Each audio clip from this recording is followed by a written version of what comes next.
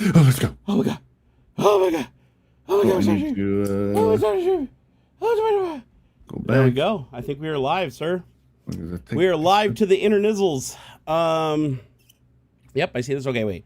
Okay, turn that on. Optimization. We have chat. There's Lost in Space Things 2 with us. Hey, why are you Lost in Space Things 2 instead of just Lost in Space Things? Did you lose your primary account? Where's the original man? Yeah, what's going on, brother? Tell us. Do tell. Do tell. Okay, I'm About going to to get get rid of banned. Discord once I tell the... Okay, I'm going to get Discord out of the way because I always look at Discord and think it's the chat, and I don't figure out until like halfway through the live stream. YouTube banned you? What did you do? Sounds made up. What did you do, brother? What did you do? Did you upset Probably nothing. Honestly, algorithms? fucking I YouTube will know, just that's ban you true. for nothing. That is true. That is true. Because enough people fucking reported you. Like, So it looks like YouTube changed their UI again since last stream we did, and they got rid of the Accidentally ability for me to streamed porn? pop out viewer Seriously? activity. What did it say? accidentally streamed porn? Seriously? I mean, I've done it before. I did that once. I was on a Twitch stream years ago, and I remember I all tabbed, and I had a VLC window in the background. I didn't know it was there, and it had like porn paused. This is And why it you was gotta like- have a streaming PC that is not your main gooner PC. I learned. You know Hey, what I I mean? learned that you can do VM even. Like just do a VM. Yeah, Like you don't. Just, but yeah, don't. What do they say? Don't eat where you shit. that's why. That's also why you don't ever do screen capture. You only ever do window capture or game Exactly. capture. Never do screen capture. Don't do I learned screen that one the capture. hard way back in the day. Yeah, never Yeah. do screen capture. Ever. Because if you do screen capture, you might alt tab out of something. You might be typing something in the browser and it'll pop up with the autocomplete. This is gonna be a weird question. This is reaching back into the past, like 3 months. We were fussing around with like power tools and stuff, or not drills and stuff, but like power toys and other such things. And I did some command or another. I pushed some button, and now I have like this list of stats that's sort of like painted on top of my desktop, but it's not real time. It's like a snapshot of that moment. It occurred at September 21st, 10:25 a.m. So it had to have been during a stream, That's an bizarre. early stream for some reason, and I want it to go away. I don't know what I did to make it show up to begin with. Weird. Yeah, it's very strange. I noticed something just happened a little while ago. It's not happening now, but when I was talking, I couldn't hear you through my ear cups anymore. Like your lips were moving, but I couldn't hear you. I don't know. Was that just happening on my side or in chat? Did you guys hear that too? Like, That's weird. did Ock's voice just cut out while I was talking? Because you know how sometimes we Not talk on my over each side. other because of the Not on my pause. side. Yeah. Yeah, see, that time it didn't do it. That time Yeah, it was fine. So weird. it must have been like just a Okay. weird network dropout or something. I was All like, right. what the hell? I thought it was one because they have the audio ducking thing where it's like you talk and it can bring down the volume of somebody else. Right. But I don't use that. So Yeah, no. so I thought that was a little bit weird. What up, Anthony Menegoni? Dude, they Kill- added a ton more kill- settings on Video Ninja for audio. So Nice. now they got noise gate, auto gain control, echo cancellation, latency, noise suppression, sampling rate, sample size, and voice isolation. They're saying they heard me the whole time. Okay, here, I'm going to try voice isolation on. I want to see what this does. All right. Oh, Okay, isolate so the now I've got voice guys. isolation on. Did anything change? Isolate the voice. Does it still sound the exact I guess- same as before? Or Would it isolate it against like my typing and stuff? what I'm in the wondering, like- background? Like, can you hear that? is it? I did try and fuss with my noise gate so that like hopefully my typing doesn't come through as much, but it totally. I hear it in the monitor, so maybe Yeah, it it probably sucks. does. Like a lot of the stuff they use, like that viral video I made on that Nvidia was a voice Nvidia something voice, where it would like take out the background yeah, of like yeah, hammering broadcast. on the desk and shit. Mhm. Yeah, now it's just a part of the broadcast suite. Yep. But the thing I don't like about it is it takes some of the fidelity out of the voice. A little bit, right? Just a little, but it's enough to be annoying. You Yeah. know? Hey, what's up, Daniel Frost? What's up, my man? We got Anthony Mangione Sounds in the the same. house. Potatoes and gravy. Said I heard him the whole time. Okay, good. So it was just on my side then. Join YouTube and it said it started 69 seconds ago. Noise. Hey. Hunter Myerson, let's go. All right, I should probably send this out. Last time we streamed it was like half the stream before I finally sent out the link. So let me get a little ahead of things here. Let's head on over and drop that on the old X keys. I lied before. The snapshot time was actually September 21st or 27th at 1:10 p.m. And wait, it says this on like physically says it on your screen? Yeah. So here, Like I'll show embedded you. into the desktop? Yeah, I gotta see this. Well, it's not like embedded, or I guess kind of. It's definitely like on top of the desktop screen. Here, let me show. I'll show this. I'll share my screen. I'm gonna do what I just told y'all not to do. You just said not to do. Make sure all your porn tabs are closed. Oh wait, I still have to have this up. Is it this one? Yes, this one. All right, let's see this. Okay, yeah, entire screen. Share. Yes, that entire. There's only one fucking screen. Okay. Ooh, there's nothing weird. Anthony Mangio said, "Wouldn't be a tech talk without tech issues or forgetting to post it." That's true. So you'll have to add it to the stream, but I am now sharing my screen, in video. Weird. Yeah, we can't. I can't. I don't think I can see it. Hold on, let me see. Oh, I see what it did. Okay, so it created another output. Let me see what this looks like. So now if I click on this, I should be able to. There's nothing weird. I mean, all right, so your got tabs open and stuff, okay, where does it say the thing? I'm not. Oh, it's on the right-hand side. Oh, you have an app running that's creating a dynamic wallpaper. No, it's not dynamic. That's the thing. This text is a snapshot from September 27th. Just change your wallpaper. Go in and change your wallpaper, and that should get rid of it. I don't think it's the wallpaper. Do it. Just go see. Go change your wallpaper and see if it fixes it. For those on the stream that can't see this, what it is, he literally the wallpaper looks like it has embedded. God. It was. I was right? Thank goodness. Well, now I'm gonna go put it back to what I had. Oh, you're right. It is something about it's the wallpaper. It's something about the wallpaper. So what you did is I can already tell you what you did because I did the same thing. Screenshot almost. I did the same thing. You ran an app on that day, probably. To that day, you ran an app that created a dynamic wallpaper where it updated every couple of seconds with new stats and it would just embed it into the wallpaper. And then you got rid of the app. Like you must have just ran it once and never ran it again, and so it just stuck with the last wallpaper. That's probably. Oh, thank goodness, thanks, man. Because it's been 3 months. I've been looking at that. 3 months. You've been living 3 months. I've been looking at that, and I'm like, how the fuck do I make this text go away? Because it's not. It wasn't. If it was dynamic, if it was like, oh, every time you booted it up, it was like fresh data. Great, fine, I could put up with that. But I'm sitting here looking at old data. And I'm like, what the fuck? Please let the record show that I successfely rendered tech support today. This one time I successfully rendered tech support. It was actually my fault. Yeah, no, as soon as I saw the screen, I was like, dude, I've done this before. I did this exact same thing. This exact fucking thing that you did, I did. Green Pro Tag, thank you for $5. Oh my gosh, bro. BC250 climbing in popularity. Videos out by Craft Computing and ETA Prime. Hopefully, y'all got one if you want one. What is a BC250? Okay, so the BC250 is a PlayStation 5 like development card that's used for mining. It's made by ASRock, I believe. Oh, and it's basically like those cards that they use for like GPU mining. Yeah. So, but the thing is, it basically has just slightly less power than a PlayStation 5, and it's the same architecture as a PlayStation 5. So you can buy these cards, and they don't need a motherboard. They don't have a PCIe slot. You basically plug a power supply in, you plug in HDMI network, and you have a full standalone like Intel NUC, but way freaking faster. I guess it's the same APU as what's in the PS5. It's literally a baby PlayStation 5. And here's the cool thing about it: somebody took a distribution of Linux, I think it's called Bazite, and they modified it to specifically work with that board. So you buy one of those boards, you throw Bazite on it, you install Steam, and you basically have a really high-powered 1080p all day long like gaming machine for $100. He mentioned ETA Prime, and it's like the first video in the list when I searched BC250, and it's a $100 Steam machine using a PS5 APU. That's fucking rad. If you watch eBay, you can find those things for $80 they've gone for. That's rad. So, and the only thing you need, you don't have to do any physical mod to the board as far as I know.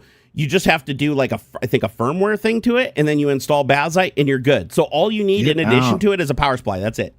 That's cool, man. So isn't that neat? So there's people that like make 3D printed cases for these, where because you have to cool it. That's the problem. If you look at the card, if you look at the BC250, it's designed to go in a data center. So it's a forced airflow through the heat. Oh, sink. I see. Yeah, I see the CPU Yep. So people 3D print these like case mods for these things. Dude. They take a normal 120 millimeter fan, turn it into a forced pusher and puller to cool it, and then you basically just take an ATX power supply or like one of those little candlestick power supplies, because I think you only need like 300 watts. Yeah. And there you got a gaming machine. Man, and it's basically a Stream Deck. He's gonna make me spend money on some weird thing. I told people if one shows up in my PO box, I will absolutely play with it on stream. But other than that, I can't get one right now. But they're always on sale on eBay, like in massive droves. So there's never like a shortage of them. And the reason why they're flooding the market is these were created for crypto mining years ago.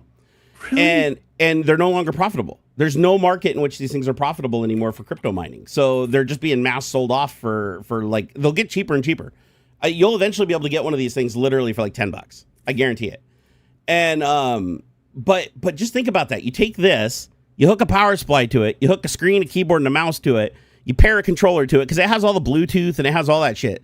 I think it might even have wireless network. No, it doesn't have wireless networking. That's right, because it's designed for RJ45. But you can put a wireless networking dongle on it through USB.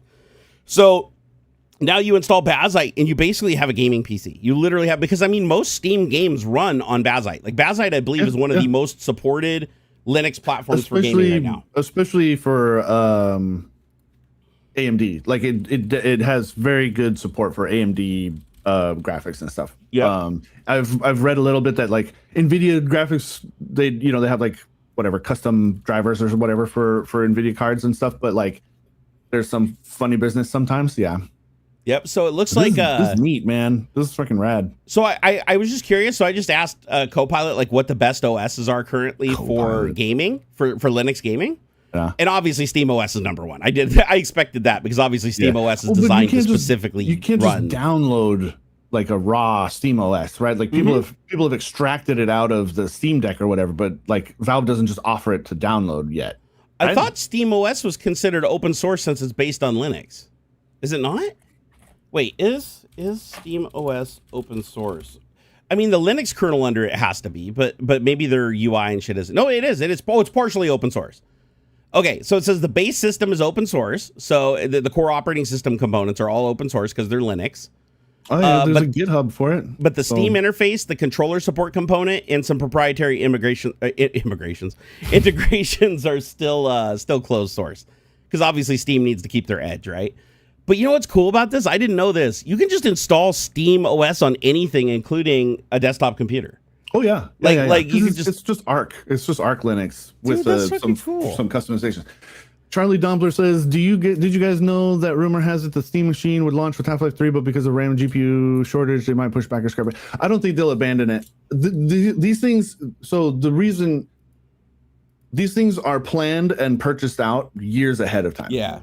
At least 1 year. So when like SK Hynix, one of the three major manufacturers of like RAM and NAND chips and things like that, or TCMC, right? They make mostly like GPU, CPU cores and that kind of thing. Yeah. They sell capacity in their factories 6 months to multiple years out.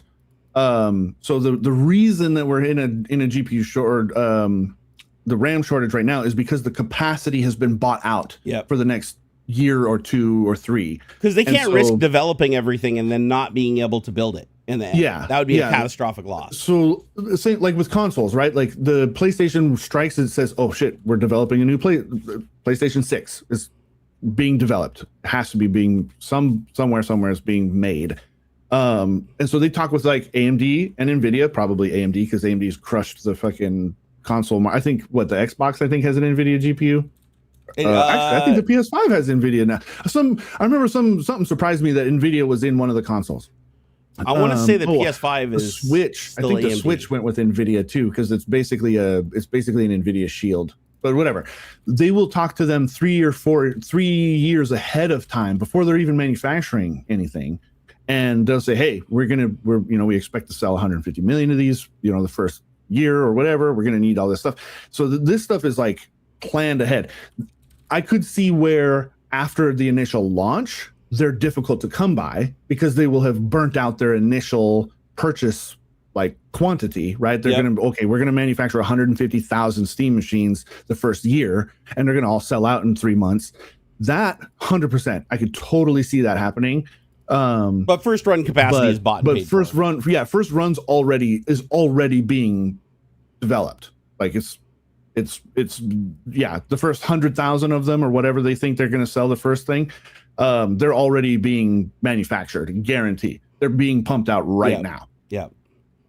Well, I remember when I worked at Microsoft. When I worked at Microsoft and they were working on the very first Xbox, like we knew internally, like we already had complete retail samples that were already like created by the production line of all these different companies and put together. We already had those, and this is like probably a year before it was on the market.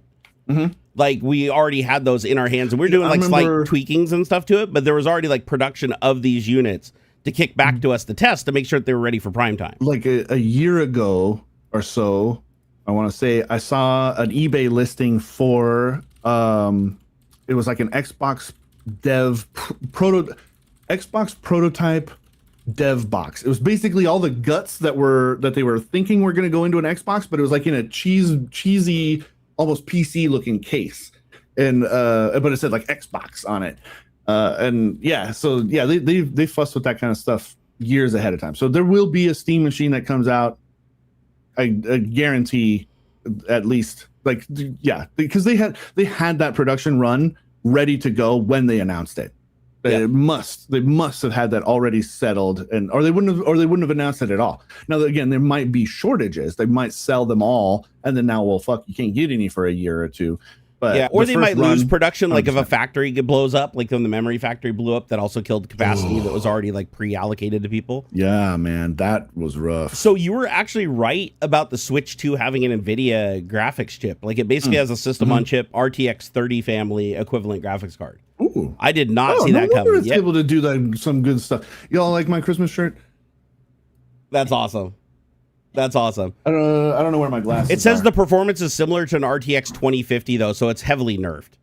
So it's Ampere architecture, but it's like cranked way down series chips, but for heat and power, sense, for heat and power, and that kind of stuff. But that means if you technically could cool it, like if you water cooled the fucking thing and you could alter the firmware, you could probably double the graphics performance. That, and when it's plugged in, because it'll do 4K 30 or whatever. That is true when it's plugged in. When it's plugged in, yeah. But here's the thing you were wrong about. Every other console, like actual like gaming console that's modern, has a fucking AMD chip in it. Like everyone. Yeah. PlayStation 5 Pro, Xbox Series X, PlayStation 4, Xbox One X, Steam Deck. They all have AMD chips in them. Yeah. Now they're most of them are custom. Like PlayStation 5 uses something called an Oberon Plus. Never even heard of that.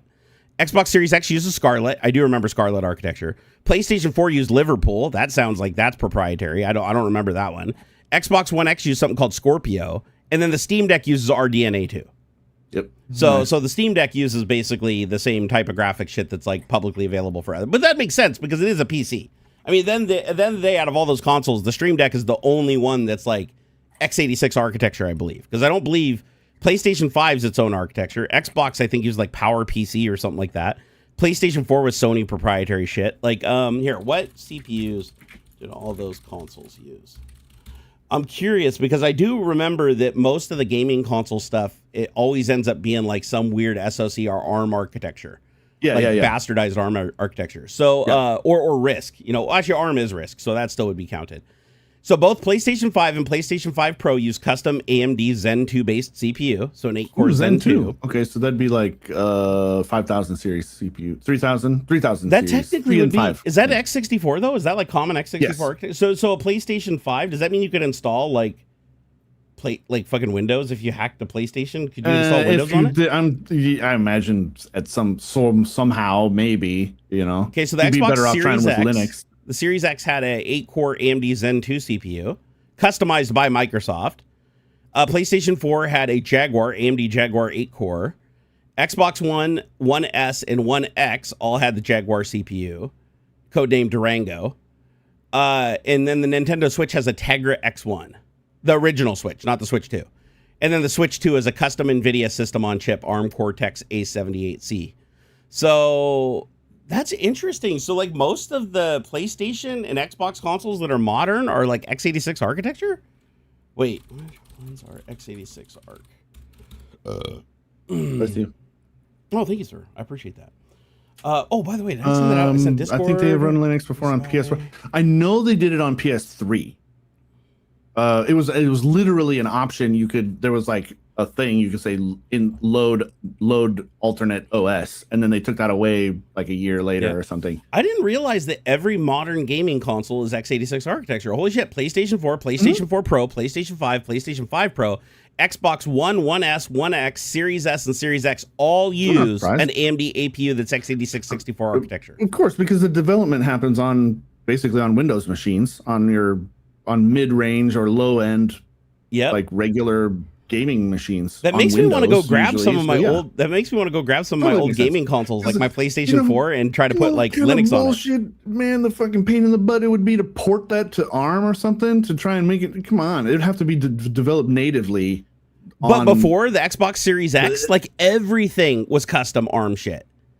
And PowerPC and MIPS and stuff like PS3, PS2, PS1, Wii U, GameCube, Xbox 360 all use PowerPC and MIPS architectures.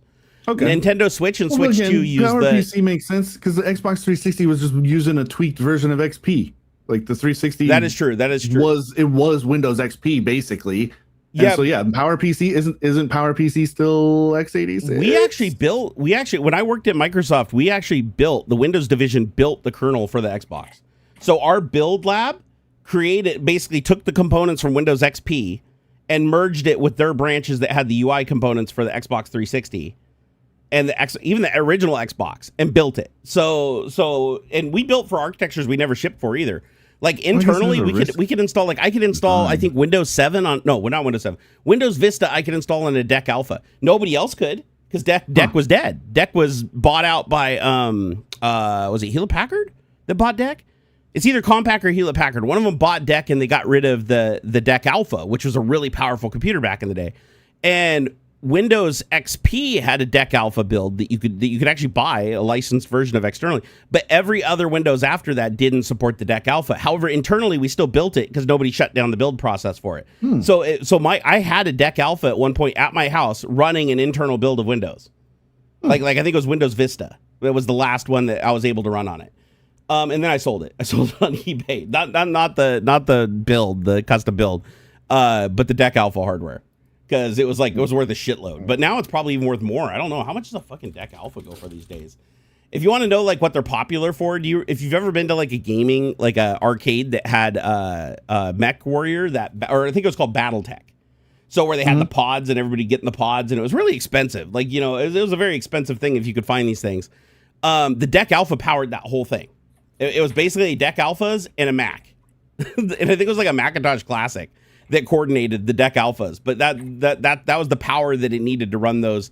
Those cabinets had all the ancillary screens and switches and everything to give you a fully immersive experience. That shit was cool though. I will admit that was really, really cool back in the day. So let's see, DEC Alpha. Let me see how much DEC Alphas are going for. Here, motherboard and chip. So shit, still going for $700. You know what though? The motherboard's what's expensive. The chip's only $25, but the motherboard's where the money's at. Oh, okay. Somebody's selling one for $299. Although that's not buy it now. But yeah, DEC Alphas really, really fun. If you have one, they're really, really fun. And I think there's still Linux builds for them today too. So if you have a DEC Alpha, you can actually still run Linux on it today. Although it's going to be really slow. Keep in mind that this is I think the performance would be comparable to something like AMD K5 or something like that. Not very fast, but they were one of the first 64-bit chips. Back when everything else was 32-bit, x86, there was no x64 architecture at the time. This is when DEC Alpha ruled as the chip to rule them all. And then you had the SGIs, was it Silicon Graphics Indies or whatever. Those were really cool and really expensive, and those were also 64-bit. But these are all the 64-bit chips that came before desktop computing went to 64-bit. Let's see here. Anthony Mancioni said, I didn't know the Windows OS made the kernel for the Xbox. That's pretty cool. Yeah, as a matter of fact, the Windows build team for years and years and years provided certain components, low-level components to all the other projects. But then it got to the point in the later projects. Let's see, when did it become straight up just Windows running with just a different Explorer EXE basically? That probably would have been the Xbox, not the 360. I think it's the Xbox One Series X, because this is right around the time of Windows 8. This would have been around the time of Windows 8. Okay. So Windows 8 was the first unified architecture OS that Microsoft built that went across everything. It was installed on Windows Phone. It was and I mean literally without modification. The only difference was the UI. The UI and some settings. The entire kernel, the driver architecture, everything, soup to nuts, was the same as what you'd run on a desktop computer. And we built for the phone, which Microsoft, if they had just stuck with the Windows Phone, honestly, today I think it would be a huge competitor. And then the Xbox also ran the Windows operating system. And what they did, the reason they unified them all was because they wanted developers to be able to easily port between them with minimal changes. And they even provided something called, what was it, the Core.NET Core architecture, which was designed to basically mitigate all the changes between like ARM and x86 and MIPS and PowerPC and like whatever the different players were at the time for hardware. The .NET framework would create this managed layer on top of it where the developer didn't have to worry about the architecture at all. It was completely architecture agnostic. You didn't have to worry about 32-bit pointers, 64-bit pointers. You didn't have to worry about big Indian versus little Indian instruction order. None of that shit you had to worry about. It was just, you just programmed for the .NET framework and everything else magically translated. Kind of like Java. It was basically like Microsoft's Java. But unlike Java, it didn't run like absolute garbage. It was actually pretty performant. Anthony Mangione said, I wonder what the Windows Phone would be today if it didn't go tits up. I honestly believe it would have been a huge competitor. And the reason it would be a huge competitor is because look how long it took for Apple to unify their iOS between the MacBook and the phone. It's still not there, right? It's still not 100%. Yeah, but Microsoft had that at Windows 8. Like literally Windows 8, they had the ability to install the same shit on all these different platforms. They shouldn't have tried to push the touch interface on desktop. That was the dumbest thing, dude. I know some people were like, "Oh my god, everybody's just gonna use all-in-ones." Yeah, they're just gonna hold their arm out all day and do this, like no mouse, no keyboard. You know, and they pushed that big Microsoft Surface thing, that giant tablet whiteboard thing, and which was really cool. But like, it was a solution looking for a problem. Yeah, they did an internal poll, and only 15% of the poll voted in favor of having the Metro UI, which was that touchscreen box interface the Windows Phone had, that they basically had the desktop and Windows 8, which was great. Honestly, it was a cool interface for phone, all the little tiles and stuff. But they forced it on you. You couldn't pick the normal desktop with the start menu. You had to use that stupid ass interface until 8.1, and they pushed the update. Yep, that was the major change in 8.1. Is 8.1 was like, nope, we got to get rid of that. Okay, you can have a regular desktop now. Hey, Tech Chef, thank you so much for the membership. Appreciate it. Actually, you know what? I bet that interface would be kind of rad for like a widescreen now. Oh, 100%. 100%. With all the big screen shit everybody's doing now, totally. Yeah, it'd be kind of neat now. The problem was they wanted to get rid of the mouse and keyboard. That was literally the goal for Windows 8, was to get everybody to just do everything touchscreen and talking. We're a lot closer to that now with more exactly. And what is Microsoft famous for? Always doing it before everybody else and then giving up, and then somebody just pulls their shit out of the garbage a year later. And like, look at the iPhone. That's funny. Microsoft literally had the iPhone before the iPhone. Microsoft tablet. They had the iPad. Remember the old compact little portable computers and stuff? Yeah. They had the iPad before the iPad. They had let's see, what else did they beat Apple to? Again, the Surface thing, that was kind of a unique thing. They used that name. They keep reusing that name, which was very confusing. But they had a Surface, which was like a big projection technology, or a large screen flat surface interface that was designed to just be interacted with directly with no keyboard or mouse. And then that also was a part of the Windows 8 initiative, was to like take that to the desktop computer. Every computer was going to ship with a touchscreen. Every laptop was going to have a touchscreen. This was like Microsoft's hardware requirements moving forward, and everybody was like, fuck that, nobody wants to have their finger smudges all over their screens. And plus, could you imagine how tired you'd be if you're just operating your computer, like you're at work all day doing this, and you're typing on an on-screen keyboard like this? Silly. Like, that's what Microsoft literally envisioned, and it's like, you guys, come on, dude. Like, you come up with some stupid ideas sometimes. Wasn't Microsoft partnered with Nokia for the phone? No, actually, Nokia came in really late to the game. Oh. Nokia was a late contender. Actually, HTC was the first partner with Microsoft that created the first phones. And then there was two other brands that jumped into the market. Can't remember them, though. I always had the HTC phones. And HTC's still around today. They're still making Android phones today. But Nokia, no, Microsoft pretty much bought them up because they wanted the name and they wanted the IP, and then they just deep sixed it. The Tech Chef said, I'm dealing with alcoholism. I can stop for a minute, then start again. It's hard to quit. Can you guys give life advice or just give me a bit of encouragement? Dude, one day at a time. That's what I said. As niche as that is, it's just one day at a time, man. If you say that you failed, if you're like, damn, I failed, then you're just going to defeat yourself. Everybody stumbles. Yep. No, I also said too.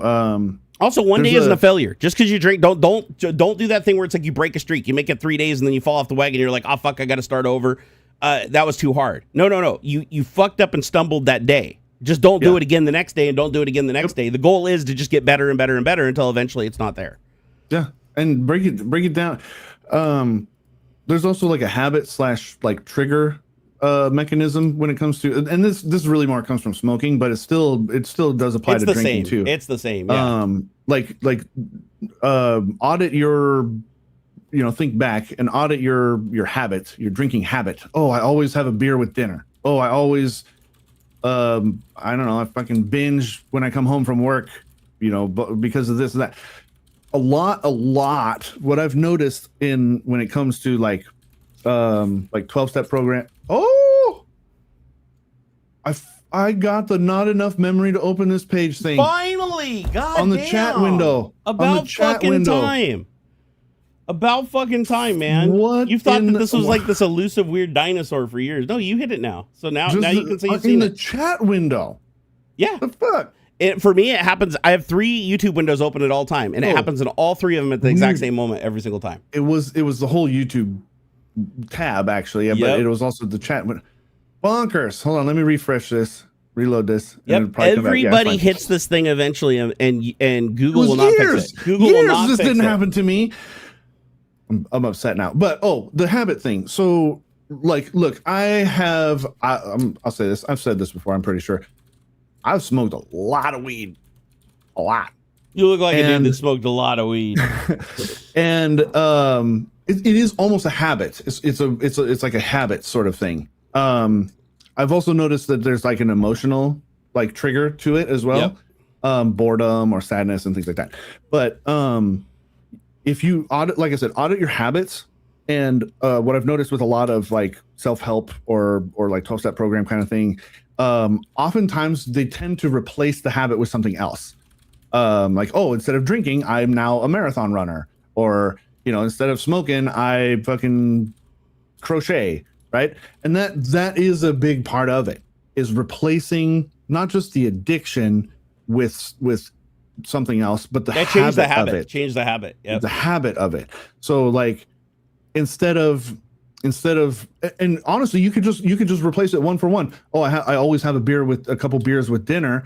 Okay, just start buying non-alcoholic beer, right? Or diet soda or something. Plus, not every method works for everybody. It's a combination. You just got to try shit until you find something that works. Yeah. And so, but yeah, one day at a time, man. And stumbling doesn't mean you're a complete failure. Yep, I'll tell you where what I've had success with in the past, especially when I was doing like the weight loss stuff, is I set a rule in my head that every single time I thought about eating when it wasn't a normal time to eat, like breakfast, lunch, or dinner, like anytime I wanted to just go snack or I wanted to go eat, the punishment for that was that I had to do like 10 push-ups or I had to do like 20 sit-ups.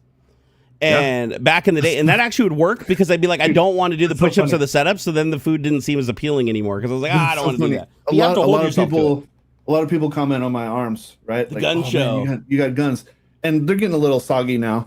But that's a buddy of mine back in high school when I started smoking. He wanted abs really bad. He's like, dude, I want abs. But so that's what instead every time we were going to smoke a bowl, we had to do 10 curls of a 25-pound weight, 10 curls, 10 sit-ups, and 10 push-ups. And then we'd go sit and smoke a bowl.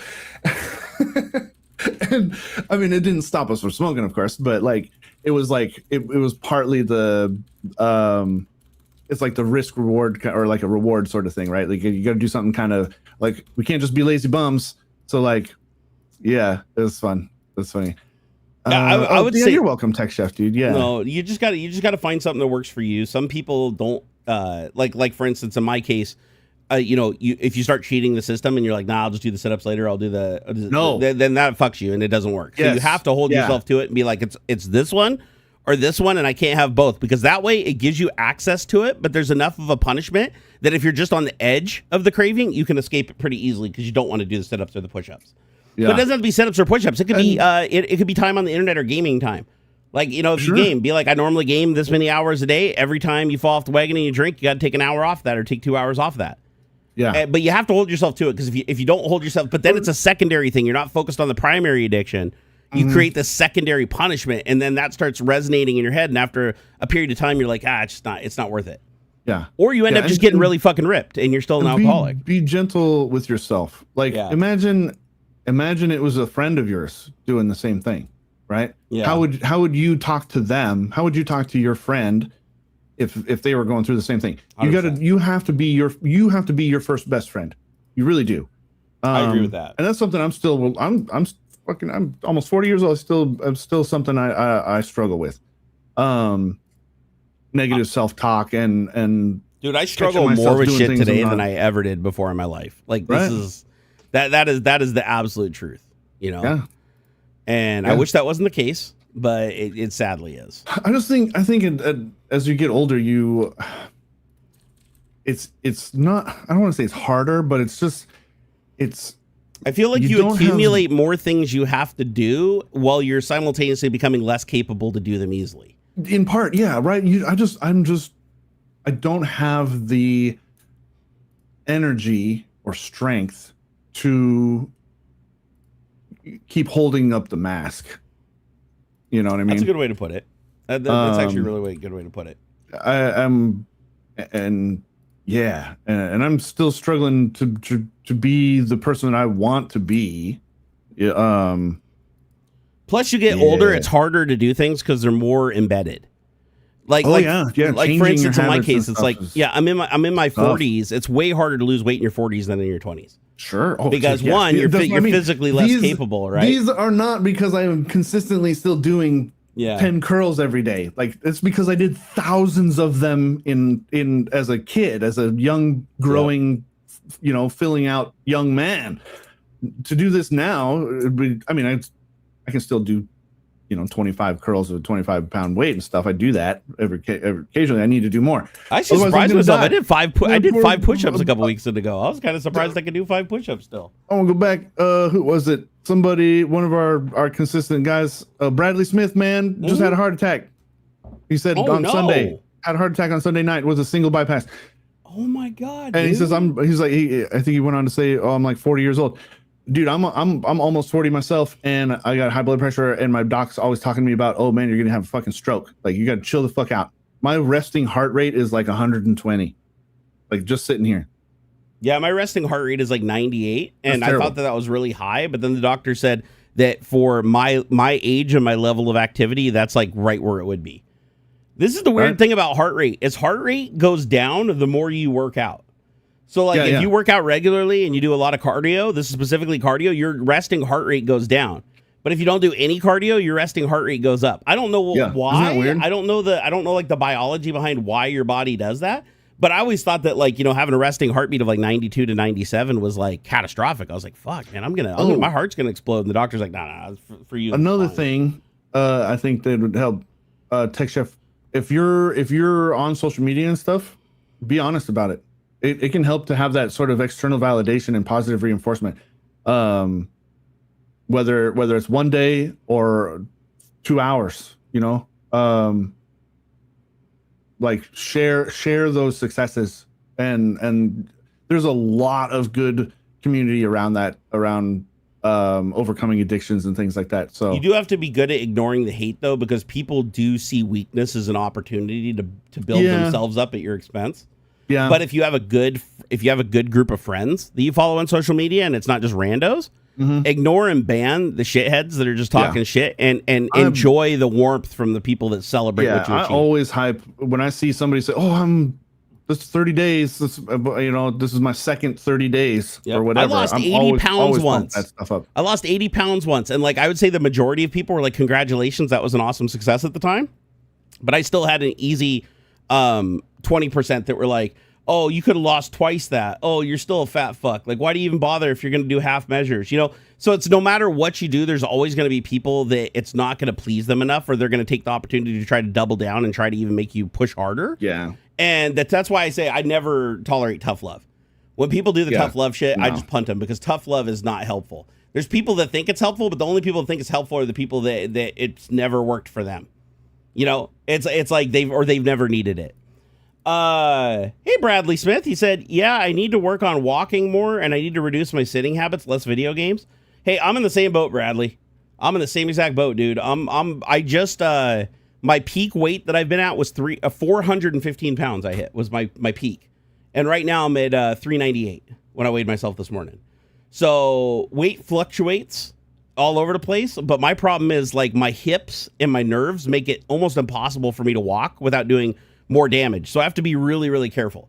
You know, I've been trying to move more in bed. Like I found that's really helpful too, by the way. Like if you're sitting in bed and you're playing a video game or you're watching TV, just fucking bicycle your legs a little bit and then rest. Don't push to failure. Like you're not doing weightlifting. Don't do the failure thing, especially if you got any kind of nerve or back damage.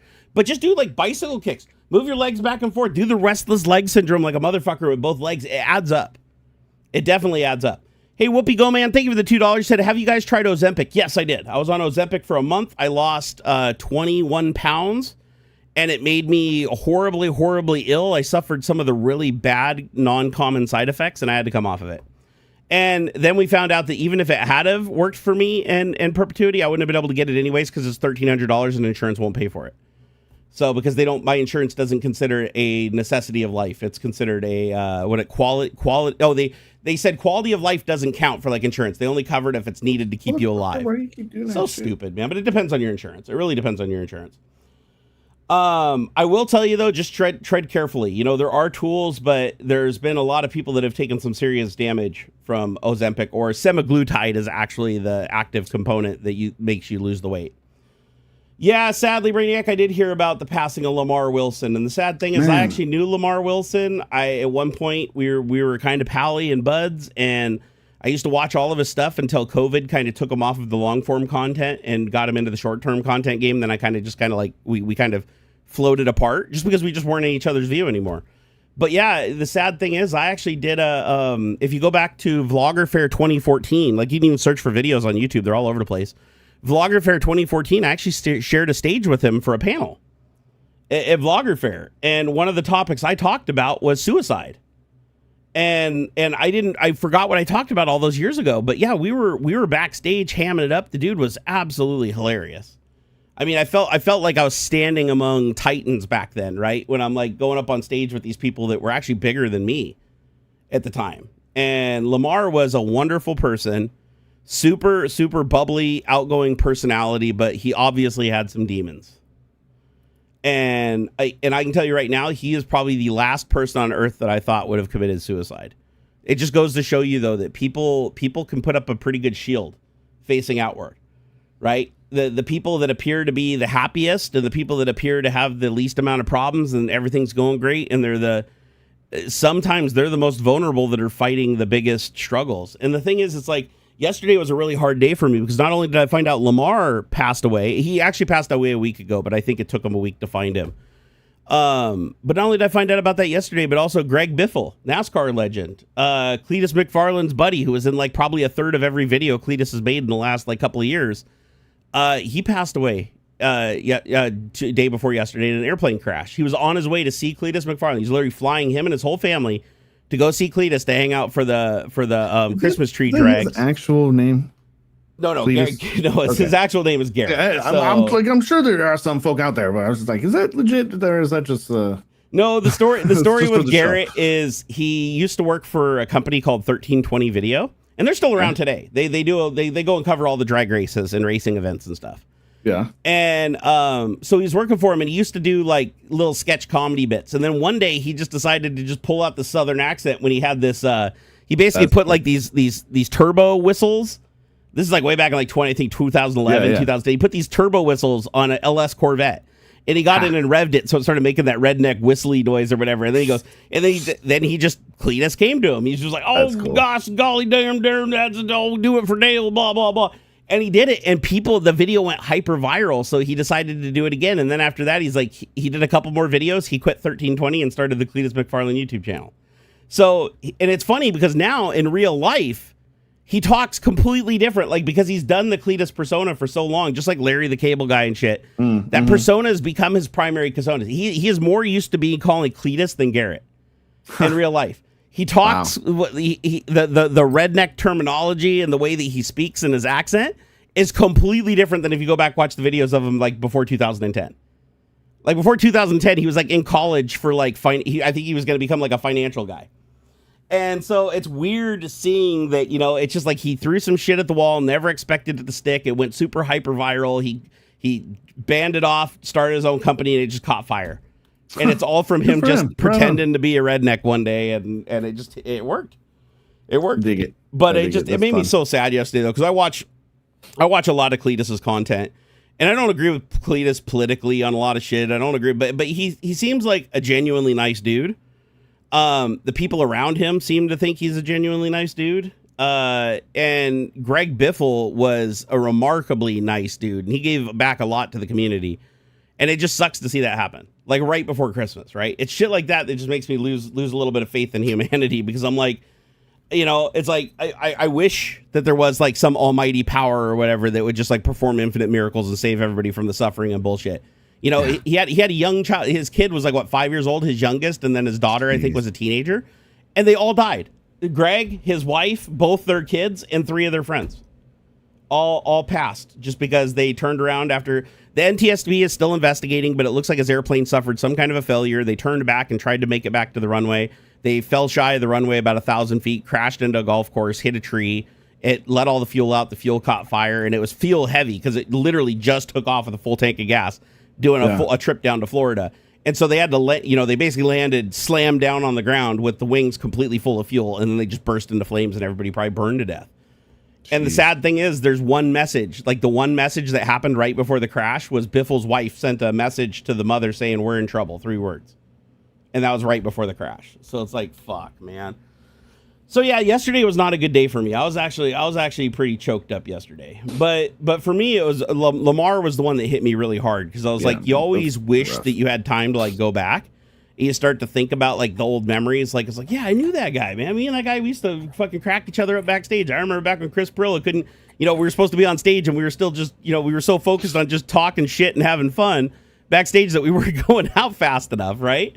And it was like herding cats for Chris Perillo. And then Andre, he goes by Black Nerd Comedy on YouTube. He was also sharing a stage with us that day.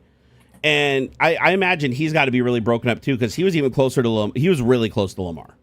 Like, whereas me, I was just like, to me, I was starstruck, right? When I met Lamar, that was like, to me, he was a celebrity at the time, right? I looked at him and others like him as celebrities and people I wanted to strive to be more like. And it's just sad to see that happen.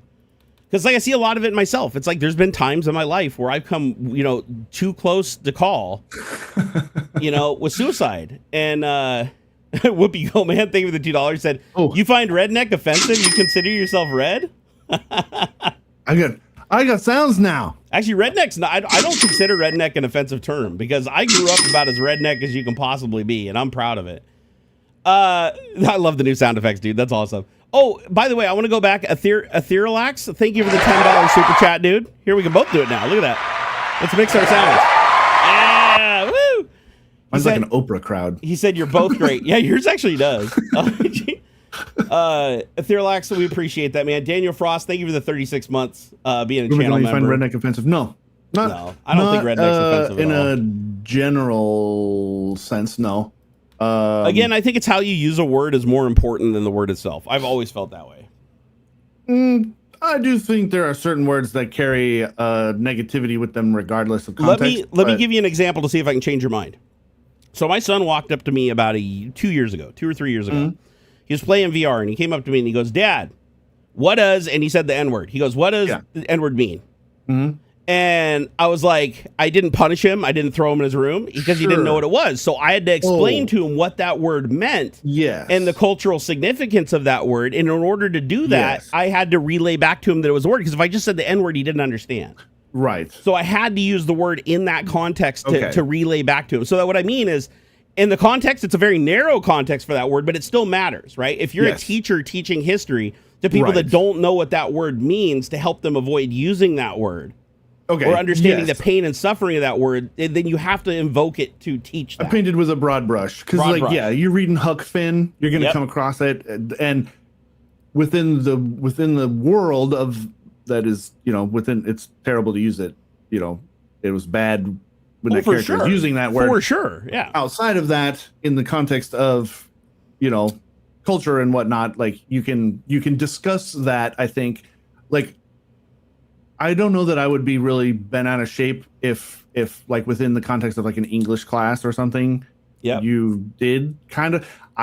There was a teacher that got fired for teaching the significance of that word like a couple of years ago, and people were pretty pissed about it. I can see that being distasteful. Like you could dance around it. By the time you're reading Huck Finn and you're going to be discussing the cultural significance of the time that the book is written and that sort of a thing, you should dance around it, right? Yep. But another example would be the word retarded. People don't like that word. I don't like that word because my son is on the spectrum. But let me give you an example. When I watch automotive content and they say I retarded the timing on my car, that is automotive terminology. There's no other way that you would say that. That is literally in every book, even to this day. That's what you say. You are slowing the timing of the car. You are retarding it. But again, it depends on how you're using the word. If I'm using it in the context of automotive, it's okay. If I'm using the context of belittling somebody's intelligence, it is not. Yeah. So that's why I don't know if I kind of convinced you. A little bit? Okay.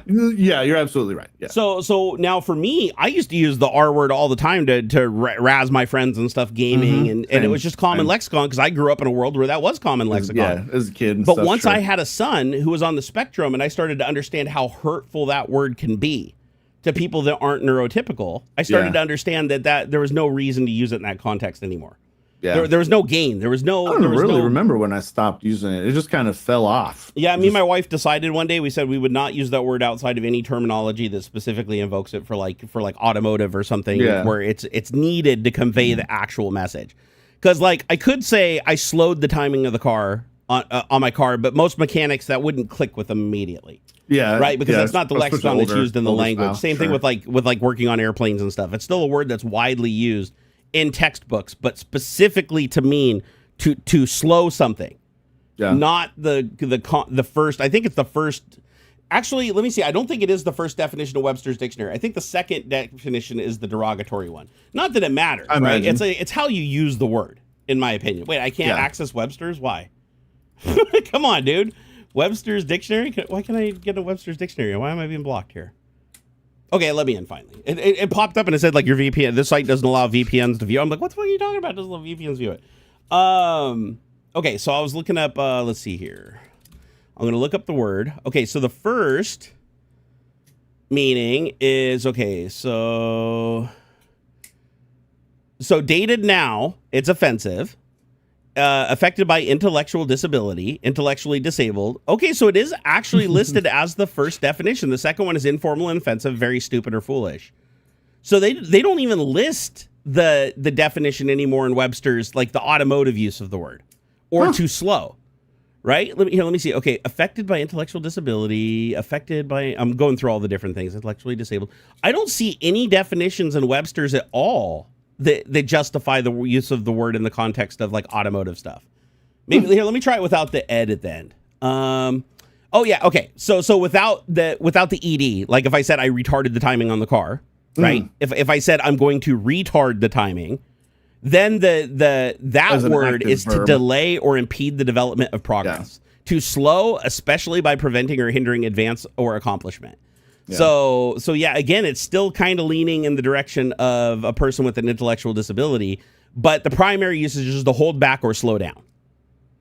And the third one is the third definition of the informal offensive is a foolish or stupid person. So again, that's a word that it's like if you weren't an automotive person and you heard somebody say that, you might be offended.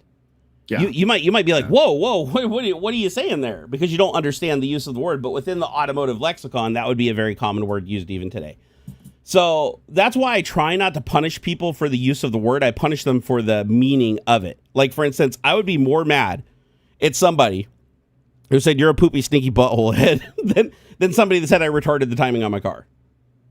Right? So, but if you're just looking for the word and you're just looking for the sound of the word to be offended, then it doesn't matter how it's used in what context, even in educational context, you're still damned, right?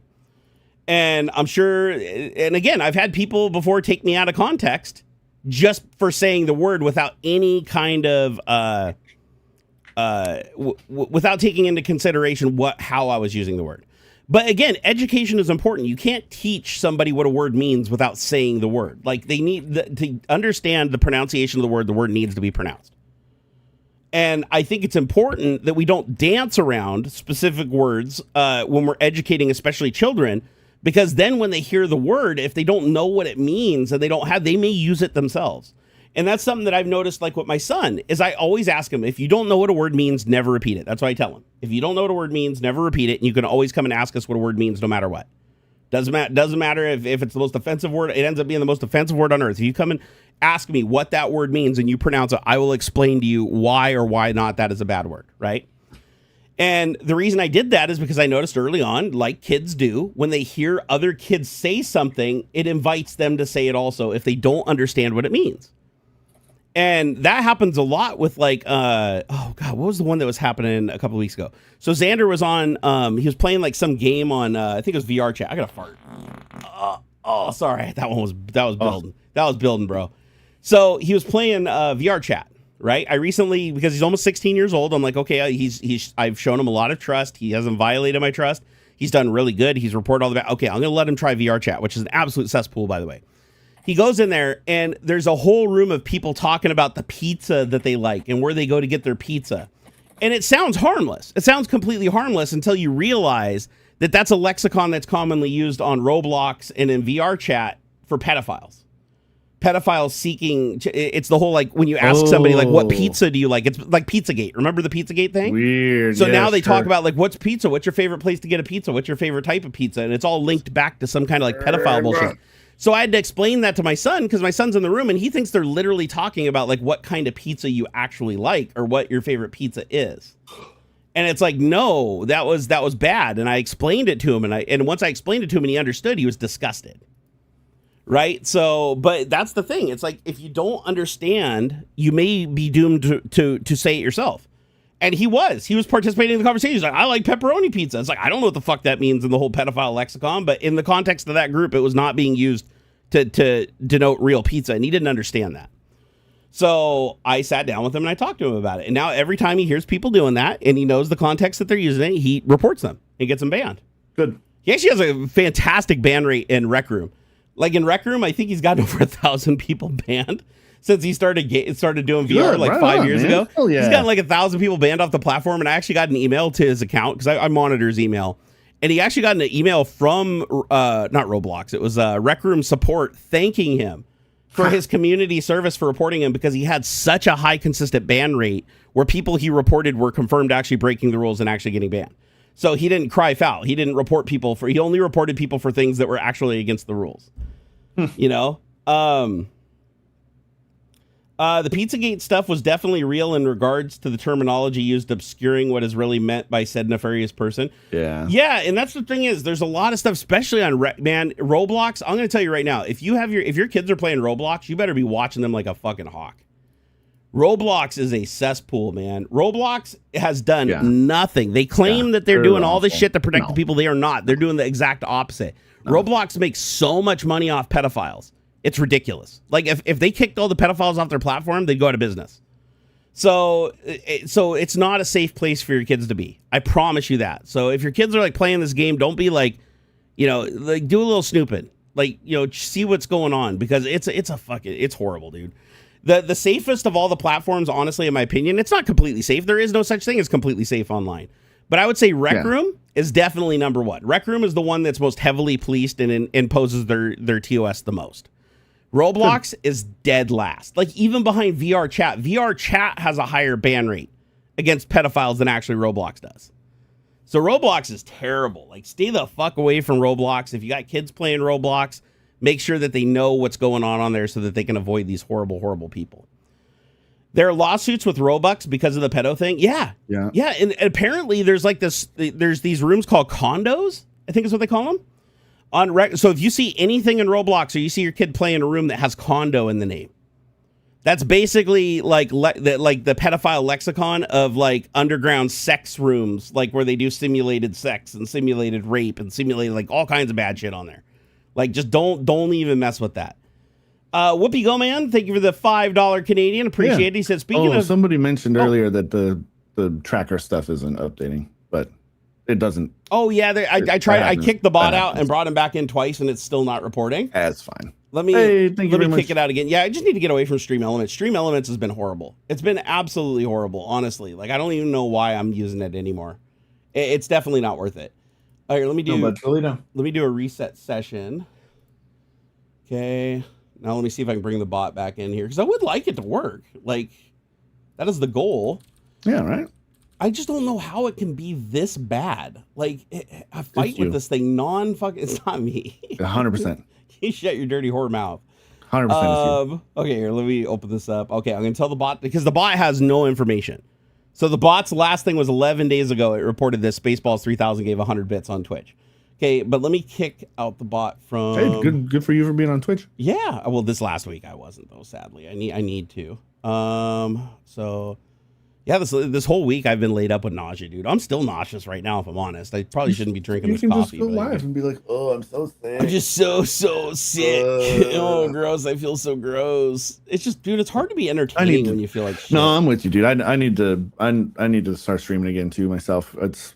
I always feel I feel so jazzed when I do it and afterward. And then like I get caught up in my melancholia and I get a bad case of the morbs. Yeah. To use an old term. Yeah. Okay, let's see if that works. I parted the bot a second time and I left him out for a while and then brought him back. Wait, did Pele just do something? Hold on here. Yeah. 200 texts from, and he says, "I want to wish you all a wonderful Christmas and a much better 2026, better health, and most importantly, cheaper PC parts." Not going to happen. Not going to happen. At least PC parts are going to go at least until 2027. What I'm really worried about in 2026 is insurance because I need medical insurance and I don't know how I'm going to get it. Because my rates are supposed to go up from $1,400 to $2,700 a month. You gotta get some part-time job, man, doing data entry or something. Yeah, but here's the thing. Like, if I get a job, they're not going to offer very good insurance either because it's more expensive for them also. So not as expensive as it'll be for me as an independent. But you know what I mean? It's like it's going to cost more. Yeah. God, man, I'm gassy as shit today. Oh, gross. God, I'm just going to be farting this whole Spicy. stream. I don't like fart. I had to lift a butt cheek because if I don't, it forms like a perfect seal and it like reverberates and like feels like it's ripping my butthole. So I don't want to do that. Also, if you guys have noticed, I've got tons of like acne looking shit all over my face and all these like little bumps. I don't know if you see all these bumps. It's from fucking testosterone. I was trying to figure out what the hell was causing it. I'm like, I usually don't grow any hair, like very much hair. It's very slow process. And I noticed that it started growing fast. I'm on my first month back on testosterone, and I'm on week 3 of it. So it didn't do anything for like the first 2 weeks, but now it's finally starting to do something. So Jerry's going through puberty again. What about Medicaid? I don't qualify because I still work. So this is still considered work. Like you guys giving me like bits and tips and everything like that. That's actually work. That's like my work and how I make my living. Now the good news is I don't make enough. Your income from this is still disqualifying you? Wait, what's that? The income from this disqualifies you? It does. For Medicaid. It's not really. Because I'm not old enough. I'm not old enough and I'm physically working. Wow. So to qualify for Medicaid, I believe that you have to be on disability if you're under the age. So and I'm not on disability. Now I've thought about going on disability, but I looked at how much and the funny thing is technically I'd make more on disability than I do right now. But then that would also make it difficult for me to work because you can only work so much and make so much while you're on disability. Otherwise, everybody would just be on disability. So there's a lot of shit you got to navigate. But for me, insurance is the weird one because like the 15th, if you didn't get your insurance renewed, my insurance plan's gone. My insurance plan I've had for like the last like 5 years, it doesn't even exist anymore because it was too expensive. It priced out and they killed it off the portal. So now I basically, if I want to pay the same amount for insurance, my deductible goes from $6,000 up to $12,000, and my per visit goes up, I think, from $45 to $90. So basically, why even have insurance at that point? It's like another $20, and I can just pay out of pocket for the entire visit. I mean, now one emergency, I'm fucked though. If I don't have that insurance, I have one emergency, and I go into the ER and I need some emergency operation or whatever, then I'm fucked. Like I have to go bankrupt and fuck my credit and everything.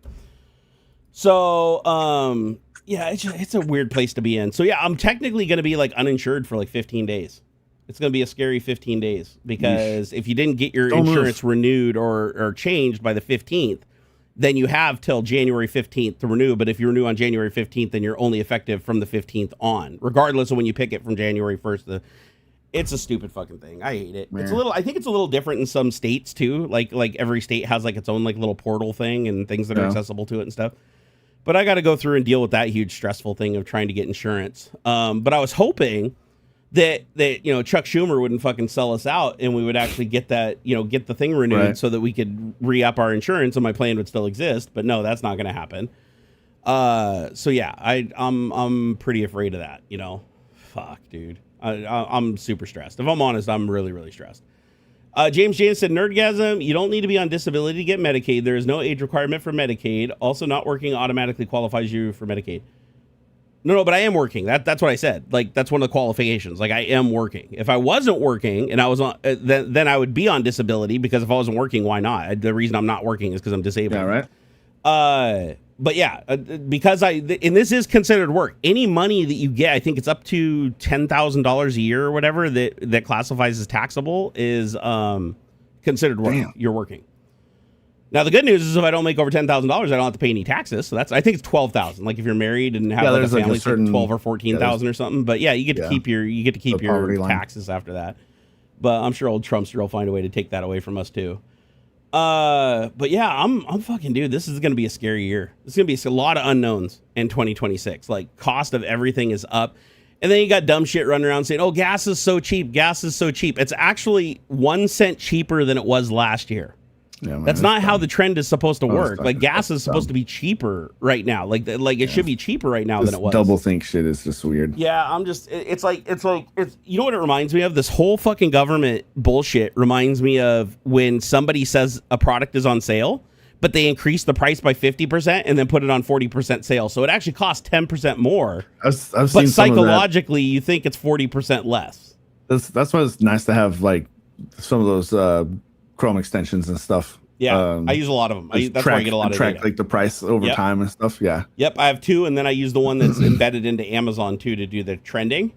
Yeah. And it's funny because you'll like look at it and you'll be like, yeah, if you actually look at the data and you look at the trends, you'll notice that everything's up. Like jobs are down, unemployment's up, cost of living is up, cost of electronics is way up, cost of coffee went up by 18% alone, just coffee. So if you like coffee, you're paying 18% more for that shit. And it's like nothing really has gone down. Cost of energy went up. Like gasoline might be a penny cheaper than it was last year, and that's only in some places. But electricity is up for the first time in years. Like electricity's been like 12, 13 cents a kilowatt here in Washington for fucking as long as I can remember, going back to like when I moved here.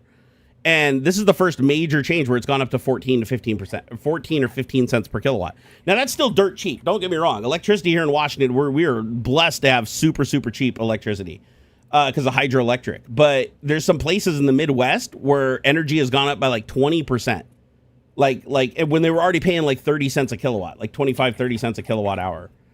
Oh shit. Stream Elements. It says the Stream Elements bot is running. It finally tuned in. So the next person that has a super chat, hopefully it'll like trigger the. Are you able to reactivate the announcements in the list? It should automatically do it if the bot's in here. No, like other ones, the prior ones from before the. Yeah. If they're in the list. Yeah, I need to install something called StreamerBot. Don't fuss. I think I already have it. I don't think it's configured though. Let me see. StreamerBot. There it is. StreamerBot. Let me fire this up and see if it has a YouTube profile. Yeah, because Stream Elements just isn't doing it anymore. The main thing I was using Stream Elements for was for like tips and stuff. But on YouTube, I don't use it for that. I only use that on Twitch. On YouTube, we do the super chat thing. However, in 2026, we may change that because I'm getting sick of YouTube, taking everything. Or taking so much. Thanks to the Relax bot test. Oh, and look, it worked. It worked. Look. Yeah. That was weird, but you saw that the bot just showed up like a minute ago, and that was like 10 minutes ago that I kicked it out for the third time and told it to come back in. So the reason it's not firing events is because Stream Elements bot is not joining the channel. It's just lying to me and saying it joined the channel when it didn't. So I basically have to just keep kicking it out and telling it to join until I see it in chat announce. And then once it announced, then I'll know it's good to go. Etherealax said, I'm going to head off to make food. Thank you, Barnacles Auxiliary, for everything. I hope you all have a very Merry Christmas. Oh, thank you so much, man. I appreciate it. Christmas and New Year's are the two most stressful holidays for me out of the year because I suffer from seasonal affective disorder, something fierce. And it's like usually on Christmas, like we don't open presents until like 3 or 4 p.m. Like, because it takes that much just to get me like straight up. Oh, I just hit the not enough memory bullshit again. And like this year, because of our financial situation, you know, I had to explain to my son that we're gonna have, you know, a chill Christmas, and he's thankfully the sweetest kid ever. He's like, Dad, it doesn't matter. I just want to hang out with you guys, have a good time. So nice. I was like, dude, I love you, kiddo. You're the best. That took some stress off me for sure. But what I do want to say a big thanks to people that asked me to send an Amazon Christmas list, because we usually send an Amazon Christmas list out every year for Xander, because people ask us like, hey, how can we send them something? And that's like the safest way to do it. Yeah. And so I created a Christmas list super late this year. We usually do it like a month in advance. I just did it like last week. I sent it out once during a Twitch stream, and I want to say like 5 or 6 people sent something for him. Like just showed up on the porch. We didn't check the list. It just showed up. We were like, holy shit. We're like, opened up. We're like, wow. So I want to thank, you know who you are if you're out there. I want to thank you guys. That honestly meant the world to me. Like, you are. Like, you know exactly who you are, and that means the world to me. And we will make sure that he knows exactly who you are too, because that was like super generous of you guys. We appreciate that. Like honestly, this year more than any other, because it's just been such a rough year. Also, and of course, we have to thank our lovely community, amazing brother Kevlar Condom, because he gave my son a Switch 2 that I couldn't afford to get him for Christmas. Merry Christmas. Hey, Podlassie, woo! We got 10 plins. We got 10 plins. Merry Christmas, and a Merry Christmas back to you. Yeah, have a Christmas Hanukkah Kwanzaa. It's such a rough Christmas for people, because it's like so many people have been laid off. Yeah. Because of AI this year. Like it dwarfs last year. Like last year it started accelerating. This year it was catastrophic. I still think this is going to be just a bloodbath. Oh, it's going to get worse too, because it's going to pop, and it's going to be just a smash. It's going to be a terrible 2008 sort of like just crash. Well, old dipshit signed an executive order saying no regulation. Now the states hopefully will override that. Hopefully the states will just say, fuck it, we're going to do it anyways. Yeah, because I don't know, man. Because if you don't regulate AI, you're basically inviting every single company to replace as many physical employees as they possibly can with AI to become competitive with each other. We'll just be cut off from the globe. The rest of the world is just not going to play ball with the U.S. Yeah, and then the thing that happens is, like, I was thinking about it. I was like, well, who's going to buy our products if AI is creating everything and there's not enough jobs and the community doesn't have enough money to spend back into the system? Well, then we do the same thing China does. We just sell our products to countries that do regulate AI, right? And then they buy our shit. With Christmas. Oh my God.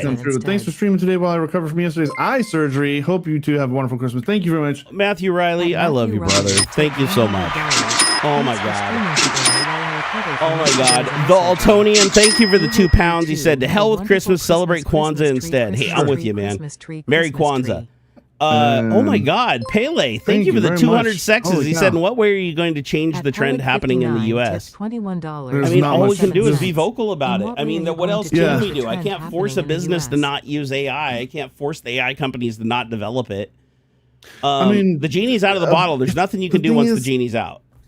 The thing you can do, just like with any other, there's no ethical consumption in under capitalism, right? Yep. There's nothing you can do to avoid supporting. It's always a race to the bottom. Somebody, right, who's doing bad shit.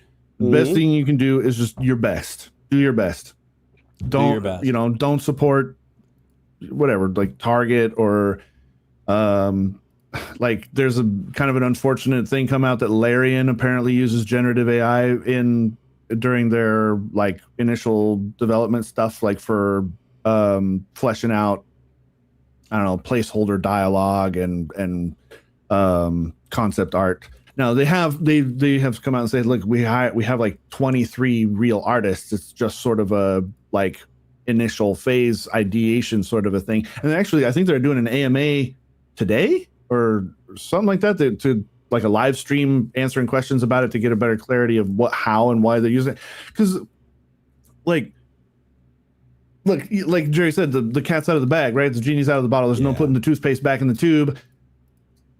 There are ethical or slightly less unethical ways of going about using it and things like that. Spin up your own local LLM, that kind of a thing. Or Yeah, instead of using the cloud, or instead of paying yeah. Anthropic and OpenAI and Google or what, I mean, you're probably already paying Google for something, so you might as well just use Gemini, right? Or there's plenty of open source tools. You can support more of those sorts of things. What was it, like Poe? Poe has got his fingers in all kinds of stuff. Who was that one guy who gave us access to his thing? Was that Tech Brew? That's something Tech or other? Brew. Yeah, Tech Brew boss, man. He's awesome. You know, that kind of a thing, right? You know, there are more, I guess, friendly ways of going about it. But there is a huge cultural pushback on especially, and the thing is, I think we also need to start using more clear terms. Generative AI in particular, right? Especially when it comes to generative AI is doing the most damage by far. Yeah, especially when it comes to creative industries. You know, cancel your Disney Plus subscription because Disney gave OpenAI $1 billion or whatever it was, and access to like 200 of their IP, which I am blown away that they did that. I am just shocked.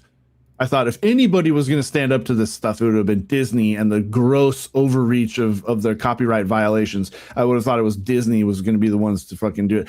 But whoever's running the show at Disney doesn't give a fuck. They don't. They really don't. They're probably going to start. You're going to start seeing AI generated Disney TV shows or something. You know, that kind of stuff. Yeah, it's yeah. Okay. So they're just like any other industry or whatever. There are less unethical, because there's, like I said, there's no ethical consumption under capitalism. No matter what you do, you're going to be supporting some bad people. But you can reduce your impact as much as possible, and try and do that, and be loud. Like, you know, Jay was saying, like, you have to use your voice while you can, because honestly, the way we're going, if we lose that, we may lose that ability, or we even lose the ability to even say anything about it. Yeah. You know, so you got to talk while you can. Hey, a few people in chat, I love you guys. Thank you so much. They asked for Xander's Amazon wish list, even though it might be too late to get anything here before Christmas. Here, I'm going to put a link to it right here. There it is in chat. Here, let me see, is that coming across? There you go. Nobody, unless you're somebody who asked, like, just ignore it. Don't worry about it. There is absolutely no obligation to do anything. I just think it's absolutely sweet that some people asked for the list, because I wasn't going to put one out this year. I was going to put one out. You know, it's funny because we weren't going to put one out just because it's been such a rough year for everything, and I don't feel like, you know, we've done what is necessary to deserve it. But my wife and I decided last minute we were going to put one out because so many people were asking on Discord and messaging me, like private messaging me, and I was like, I was super like, humbled by that. So I sent it out. It's just like the addiction thing. Yeah, it's one day at a time, man. Like, don't beat yourself up either. Like, just try and do better tomorrow. That's the problem, man. Is it's like during it's that whole seasonal affective disorder bullshit where you just get so fatigued, tired, stress, anxiety. And everything compounds, mountains in a mole, you know, molehills in the mountains, you know, and it's just, I tell myself the right things. I look in the mirror and I say the right things and I tell myself the right things, but it just doesn't hit right. You know, there's just some things that it's like, no matter what you do, you can't affect that core feeling. Yeah. You can kind of bullshit yourself a little, which honestly, a lot of life is kind of bullshit yourself in the right direction. Sure. But sometimes the time it doesn't work the most is during the holiday season, man. Every year I dread, I literally, as December approaches, I have anxiety. As a matter of fact, one of the stories I've told many people over the years is back when I worked at Microsoft, I always took December off. The entire month. Like, I'd save up my entire 4 weeks of paid vacation that we got every year at Microsoft, and I wouldn't use any of it. I'd save it all just to take the entire month of December off. Because the entire month of December, I was so useless. I was so useless at work just because I was so just like depressed, and I was so hung up, and I felt so shitty that I'd just take the entire month off, and I'd basically just go into hibernation for the whole month, try to get through it, and then come out the other side. And, you know, you can't really do that, you know, in this field of work, because if you disappear for a month, everybody thinks you died. Lost in Space Things, did you see the tweet I sent you? Been writing a small book about Trump's terrible history. Rock on, dude. Also, actually, writing books is a good idea. Like, writing books right now is a good idea, because that's not going to last very long. Like, with generative AI, it's just a matter of time before there's just going to be AI factories just pumping out books that are the amalgamation of, like, take 5 things, Harry Potter, Avatar, and 5 other things, mix them together in some unique way, and a new book published every single day to Amazon. Every single day, new book, without nobody ever reading it or proofreading it or anything. Yeah, it's already doing it. Yeah, same thing with art. All the art sites are just completely flooded now. Art sites that used to get like 100 submissions a day are now getting like 30 to 50,000 submissions a day. Like, it's not like magically there was that many new artists that came online, right? It's just people that are just setting up bots that just create an account. And the thing is, there's videos on YouTube. Like, you go to YouTube, all you have to do, how to make money with AI, and there'll be 1,000 tutorials on, here's the bot, and you can buy my bot, even though they vibe coded it using an AI. You can buy my bot, and my bot will go and create a YouTube channel and upload a new video 60 times a day, and you'll make this much revenue, and you only need 15 views per video, and you'll make $1,000 a month. And it just floods the system. And it's wild. Hey, I got to take a piss really quick. Hold down the fort. When I get back, I want to talk about the fucking AI, generative AI being used to make people say shit that they didn't on Google on YouTube. It's fucking crazy. Yeah, this would be fun because I think what is could be a clever idea to kind of help defend against Awesome. that. I want to hear that when I get back. Give me a sec. Yeah, Amazon is full of crap. I've kind of brush up against like book talk sort of, or the bookie communities and stuff, especially in particular like romance. For some reason that just seems to be really popular and crosses over with some of my other interests, I suppose. In particular, like what do they call it, romantasy, right? It's like fantasy romance sex novels. And yeah, dude, people are literally not just like ebooks either, like full on, like, cause, Amazon will print on demand books you can sell through them. And they're talking about, every once in a while I see them talking about like this dude just literally copy pasted out of whatever ChatGPT, didn't even take the time enough to like edit out some of the crazy, responses like, oh yeah, like that's a good idea, and we'll adjust in the next chapter to blah, blah, blah. Like that kind of shit. It's so weird. So weird. Some people think they control their feelings, but the truth is that feelings just happen. Yeah, no, you can't control your feelings. That's a chemical reaction in your brain. You can control how you respond or react to your feelings, though. You can't necessarily control your emotions, but you can control how you respond and react to them. Is that 5090 finally in your system? Yes, but when I was rebuilding it, I forgot to take the 7800 X3D that I have in it and put in my 9800 X3D. So I'll be doing that later. Oh, dude. Favorite PS5 game? I've been playing Final Fantasy VII a lot. That's probably the one I play the most. Also, I have a PSVR, and there's this like animal boxing one that I played that I haven't played in quite a while, but it's still really fun. And it's what I want to use to try and get my cardio better. But dude, man, I'll play a couple times, maybe 30 minutes, 45 minutes. And the next day, my sides, because you got to do a lot of this, this sort of lean kind of thing. And holy cow, dude, what are those on the side? Obliques, right? The fucking side ones on my ribs. Whoo, man. I don't do this. I don't do this enough. And you got to be kind of quick about it sometimes. I literally will be like, yes, they are. Dude, I need to get back to playing Beat Saber. I can't though. Like it literally hurts like hell. I can't even get through one song. Damn. But I should work towards that. That should be like a major goal. Right. I was always like just in my best shape when I was playing Beat Saber. Clap along to Dancing with the Oldies or something, man. Seriously, there's always something you can do. There's always something you can do. Light. Yeah. Wait, what? You see the YouTube doctor guy who AI claims has been struck off in the UK? He's livid. Oh, probably some auto ban thing. So what I want to talk about before I went and took a piss was something that happened yesterday that got me really, really mad at AI. And it's something that's been building, but now it's getting just out of control. And that is when Greg Biffle died in the plane crash, I wanted to get more information on it. So I go into YouTube and I search for Greg Biffle. And then I search for Cletus McFarland because that's where he was flying to when the plane crashed. So I'm looking for more information on this event. And my entire feed is just these channels, and these channels have millions of views. and they're AI videos that's like Cletus killed Biffle.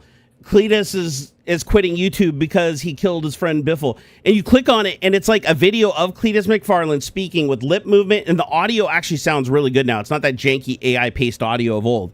It's like very emotional audio, and he's like, I killed him. If I didn't invite him, he'd be alive today, and I will never, I'm going to quit my channel, and I'm done. You know, I killed Greg Biffle. I killed his kid. I killed his wife, blah, blah, blah. And it's like all these videos. There's if you go search, you'll find him. You'll see there's more videos of these fake AI videos pretending to show Garrett or Cletus McFarland saying things he didn't say than there are actual videos of real people talking about the event. And it's because Google is just allowing these bots to just flood on this like AI generated content that can come out faster than any human could generate it. Yep. And it's just thousands and thousands of videos. And no matter how much you report them, I spent like probably an hour reporting videos to no end. Not a single one of them got removed in 24 hours. Not a single one. I've already gotten like half the emails back that say, oh, we reviewed it and they haven't violated our terms. What do you mean they haven't violated the terms? They're using AI to make somebody say something they didn't. That's literally one of your terms of service. But It's because AI runs the inspection algorithm, and they know how to game that. They know how to create the video in a way that games the algorithm because it looks like the person really said the thing. Therefore, the TOS is like, well, they really said it.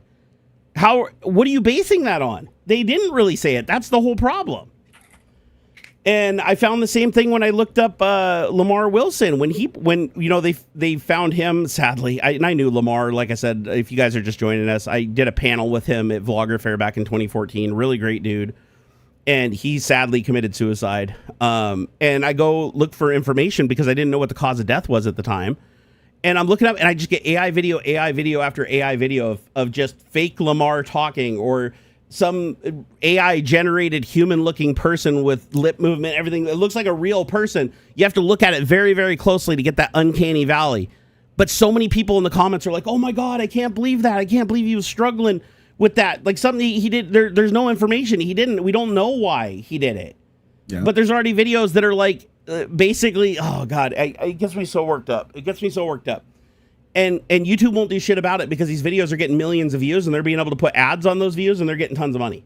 Yep. So YouTube's not going to remove a video if it's from a channel. YouTube, basically, if you report a video on YouTube, all they do is look at the channel and say, oh, is this channel getting hundreds of thousands of views? Oh, if it is, then just ignore it. Basically. That's basically, they never read. The only time it reaches a human is if it goes through basically like 10,000 people report it. What's that? Well, so this is what I was thinking. Yeah. Tell me how we're going to defeat this. I have a business, right? You have a business, right? The business owns, and this is, I think this is theoretical. I'm not a lawyer, but I think that this would work. I sell my likeness to my business.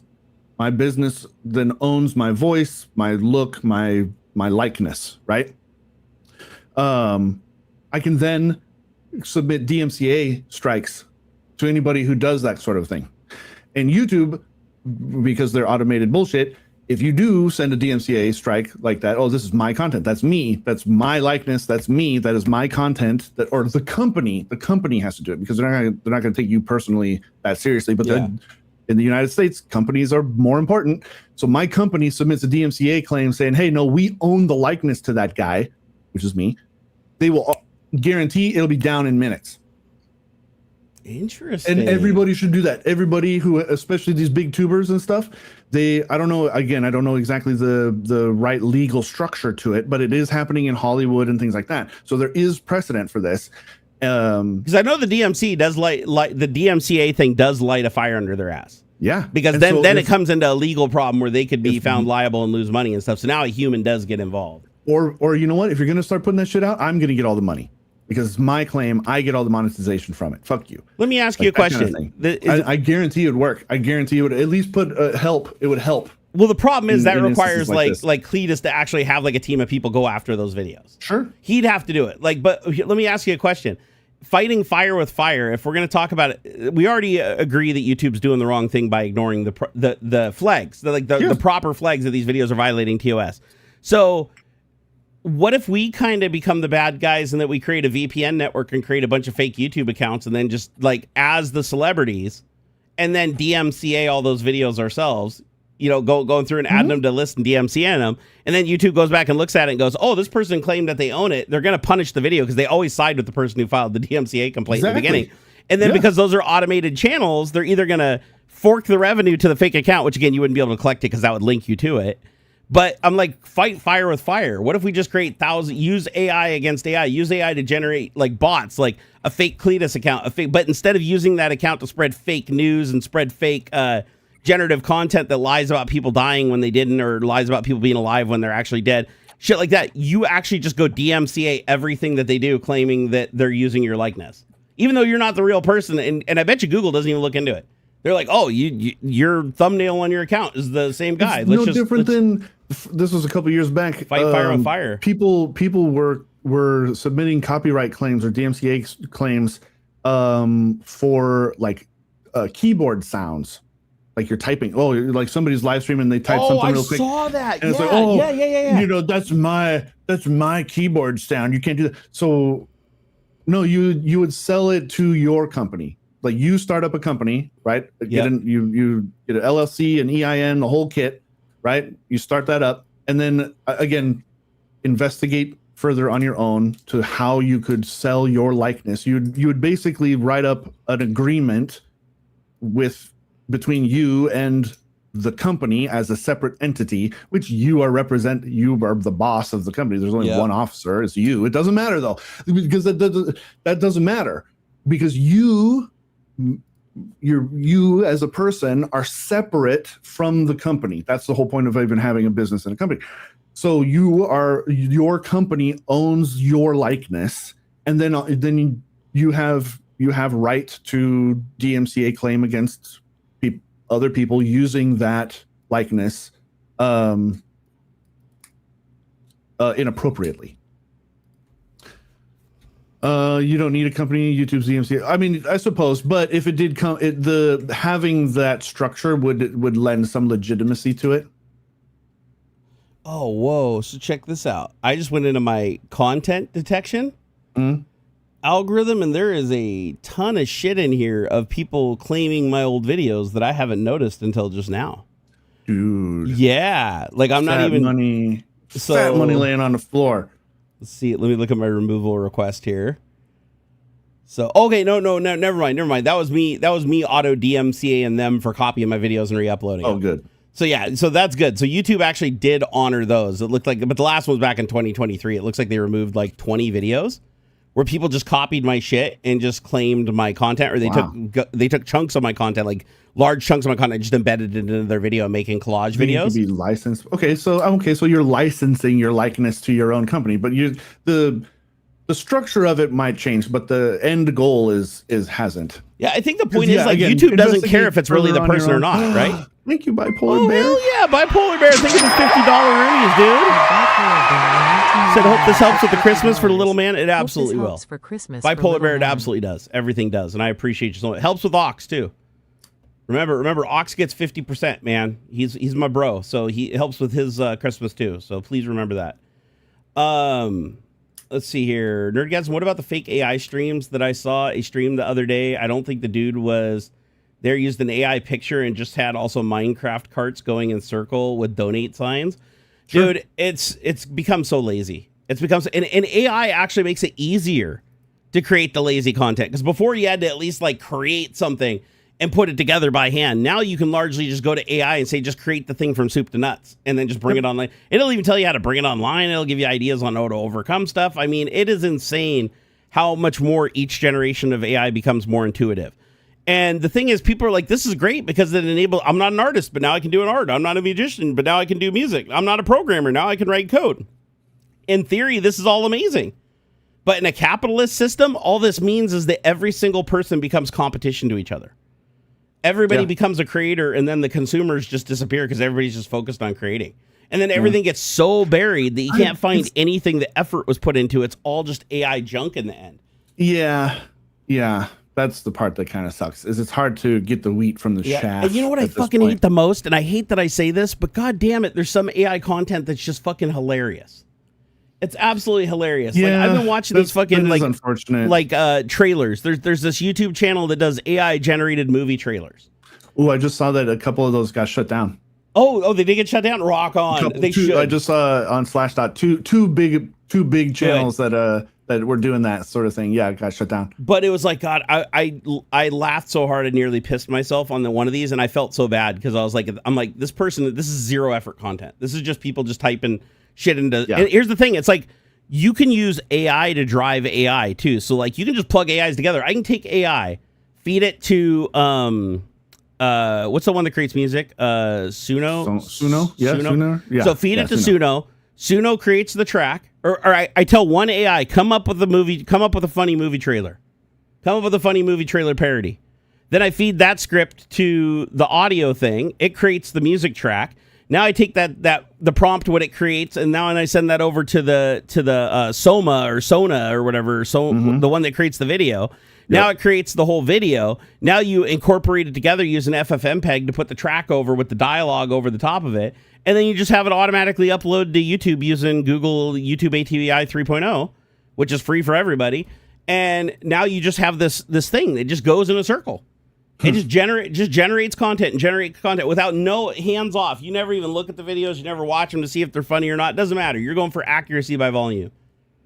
And there's so many people doing that on YouTube now that I can't even find half of, like, I subscribe to 900 people on YouTube, and I maybe see 3 or 4 videos a day in my feed that are from the people that I subscribe to. The rest of it is just AI garbage. And there's no way to get around it. Twitter is the word. Twitter, man, I scroll through just the For You page, and yeah, it's like, it's dumb fucking questions or like show or movie clips. Yep. Actually, a great example of this on YouTube is just go look for, this is a little spicy, right? I guess this would be considered a little 18 plus, but just do a search for lingerie try-on or try-on haul. Look for those two phrases. And 99.9% of every video in there is AI generated. And every one of them is a thumbnail of like a pretty lady, and then in the corner it says 4K, and then on the bottom it says HD, and there's like little monikers that you pick up on over time that show it's HD, and then if you click on the video, it's just random chunks of video from like Home Shopping Network. There's no actual, like, the video doesn't match the thumbnail at all. It's just they just put something in there, some content to keep the user there so that they get a click and they serve an ad. And it's become so bad now that anybody that created real videos that were actually on there creating like a real video that actually matched what the person was looking for, those people are completely phased out of the system. Now, I would argue in the first place that content technically under the TOS of YouTube doesn't belong on YouTube in the first place, but no matter how much you report, it won't be removed because it gets millions of views. But the point is that AI is analyzing which videos get the most views on YouTube, and then they're attacking those demographics. And it's AI doing it. Like, you don't have to do the work. You don't have to go look at the metrics. You don't have to do any of the legwork to figure it out. You're basically just telling AI, go search YouTube and tell me what the top 100 most popular videos are on YouTube. Now, turn scripts that match that content, match those tags, attach themselves to that title, attach themselves to that thumbnail based on how YouTube categorizes that, and then create content that'll pull views away from that or associate with it. And then they just spam it and spam it and spam it. So now instead of getting the one video that's from that demographic that would normally be viral and getting all the views, you're getting 500,000 little videos that have millions of views because they baited people into clicking on it with a false thumbnail and a false title. And the truth is, so many people click on shit on phones. Like, the most of YouTube is viewed on mobile phones and on TVs and stuff. And because of that, people don't report because there's no easy reporting mechanism, and they're usually just going video to video to video, swipe, swipe, swipe. So if they see a video that's clickbait, they don't report it. Like, maybe 1 out of 10,000 people report it. The rest of the people just, nope, I'm just go to the next video. No harm, no foul. And because of that, they can prey on that mechanism. They know that most people are going to click on it, and if it's not what they want, they're immediately just going to click away from it, and they're not going to take any time to report it. Dostuff said, did you see my post on the 1/8 trains in Oregon? I believe I did. Did you post that over on X? Anthony Mangione said, a lot of time I have to scroll to find the people I sub to on YouTube. Yeah, same here.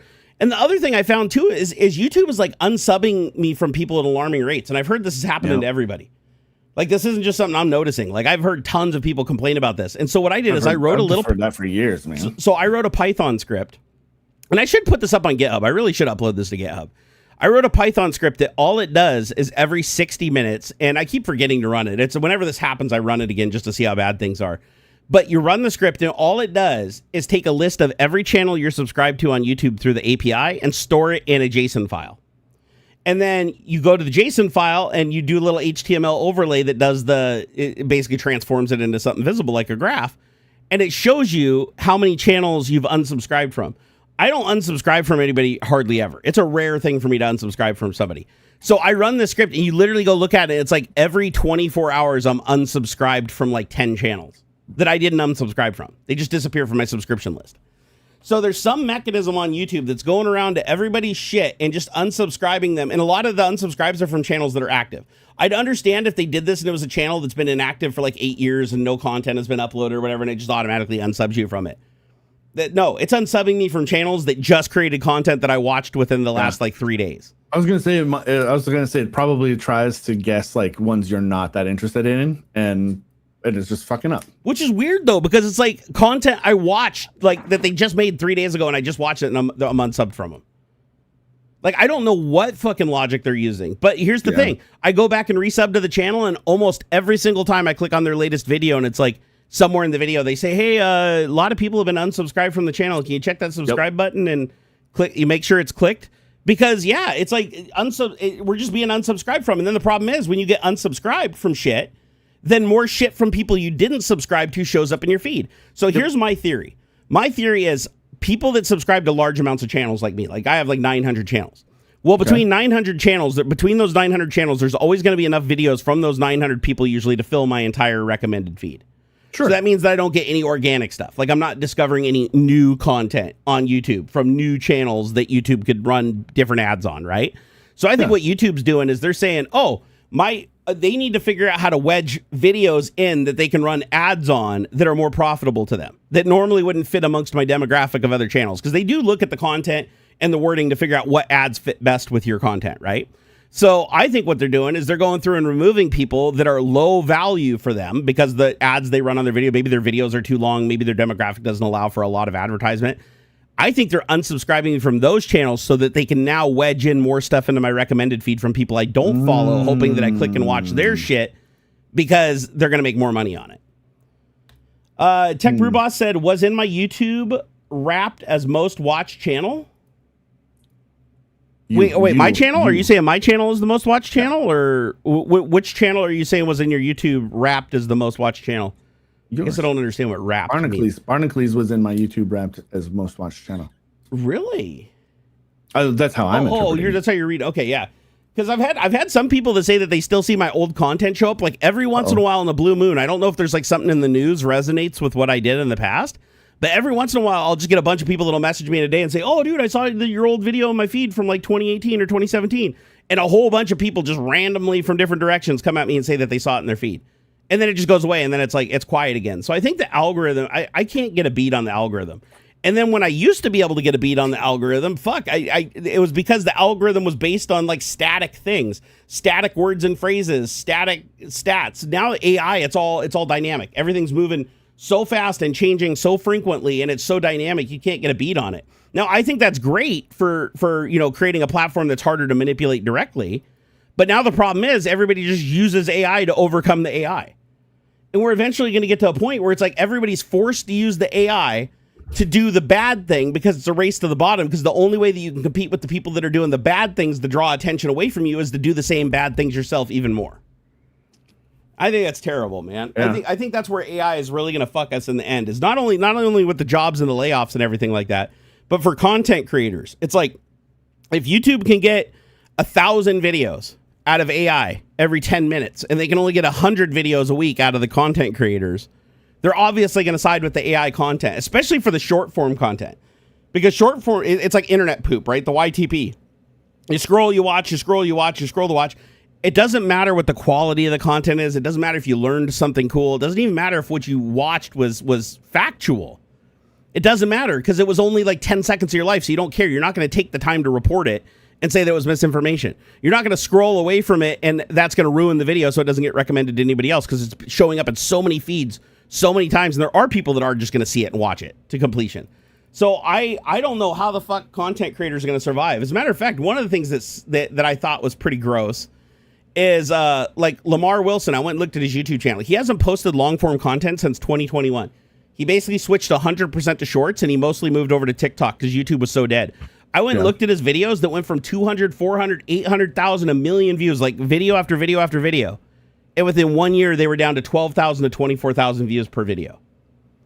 And it's like, but his content quality was still the same. It's still the same status quo. The comments were great. The like ratios were great. It's just he's not showing up to his subscribers anymore. Like the idea of a subscriber doesn't mean shit anymore. Yep. It's just like when we go live here, right? The people that know that we're streaming are only like the top 0.001% of the subscribers that stay engaged and watch us from different angles and different platforms. And they know to come here at a certain time. The notifications are not going out to very many people. Because like I said, if I go look right now, I have 835,000 subscribers on YouTube. If you think about it, out of 835,000 subscribers, there should be literally like 20,000 people showing up as soon as I go live if the notifications went out to every single one of them. Like logically, that percentage, like let's say even 5% of them are awake, right? And they get a notification. They would at least pop in. They might immediately leave, but they would at least pop in. But you don't see that. You see maybe like, I don't know, 100, 150, maybe 200 out of 835,000 subscribers. And of that, how many of those 835 have notifications enabled? Probably a good chunk of them, because my last videos that I made back in the day was like, hey, please ring the bell and hit the subscribe thing. So it's like not enough notifications go out for live streams at all. You have to bring those people in from somewhere else, like social media or Discord or something like that. It's a scary landscape, man. I don't know. Yeah, man. Like I said, eventually this is going to fall apart. It's going to fall apart. The dead internet theory, the Ouroboros of trash being fed into the training models, that's just going to make more trash. And there's still, all of these companies are still trying to scramble to find like a real reason for this to exist. A few months ago, I made in the like broader commercially available sort of tools, right? Like OpenAI and Anthropic and things like that. Nothing was wrong with it. I did get it. They're going to crumble because no other corporation is going to want their data to be fed to, like, you know, ChatGPT. Yeah, they're gonna build out their own models and stuff. Nobody's gonna want, I'm sorry, but nobody's gonna want to fucking host their model on AWS, because that's just gonna be wicked expensive. Do you have any idea how much it costs to? This was like years ago, even when it was just like a machine learning thing. Like, it's thousands and thousands and thousands of dollars to rent time on these graphics cards to train a model or to host the model. They're gonna just build out the hardware themselves. Like, I suppose. And let's say you do create your own platform. Where are the people going to come from? AWS is unstable, and like, you know, how many times does AWS go out, and how many millions or billions of dollars are lost every time AWS East goes out for a day or two, like because some doofus doesn't do something, or because 30% of your fucking code is written by AI, and you just push that stuff to production without testing it. Like, that kind of, like, it's just, the whole thing is a rickety bridge just waiting to collapse. It's just going to eventually just, and they're all rushing to fucking make money or boost their value as fast as they possibly can before it all falls apart. You know who I think was smart is the YouTubers that actually created email lists. Yeah. And actually stayed in touch with their subscribers via, like, you know, email. Because then they at least have a way to reach the people that's not controlled by YouTube. Am I? Oh, hey, maybe a little. No, you're good now. You're good now. Oh, okay. Hey, there was just a time where it's like you timed out, and then you came back, and then you were like, and then it caught you back up. Okay. Whoopi Go Man said, use Steam Frame for your 2026 big comeback. How would I use a gaming console for my comeback? No, the frame is the VR headset. Oh, the VR headset. Need to go back to the that old thing's gonna be like $1,000. Yeah, no, I can't afford IRC that. instead of Discord. News groups instead of We need to go Reddit. back to the old internet and rebuild from there. Self-hosted IRC instead of web with Discord, no news trackers groups and instead of Reddit, self-hosted web with no trackers. even. I think you're going to see a lot more of that. I do think you're going to see a return to like blogs or again, I think because so much of this is so easily accessible. A buddy of mine, he was just over here last weekend, I think it was. Got me hooked up with some emulator stuff and then whatever. And then he's like, man, I've got all this networking gear. All I need is a half depth, like 1U server, like a proper machine. And he's like, dude, I'll get you hooked up.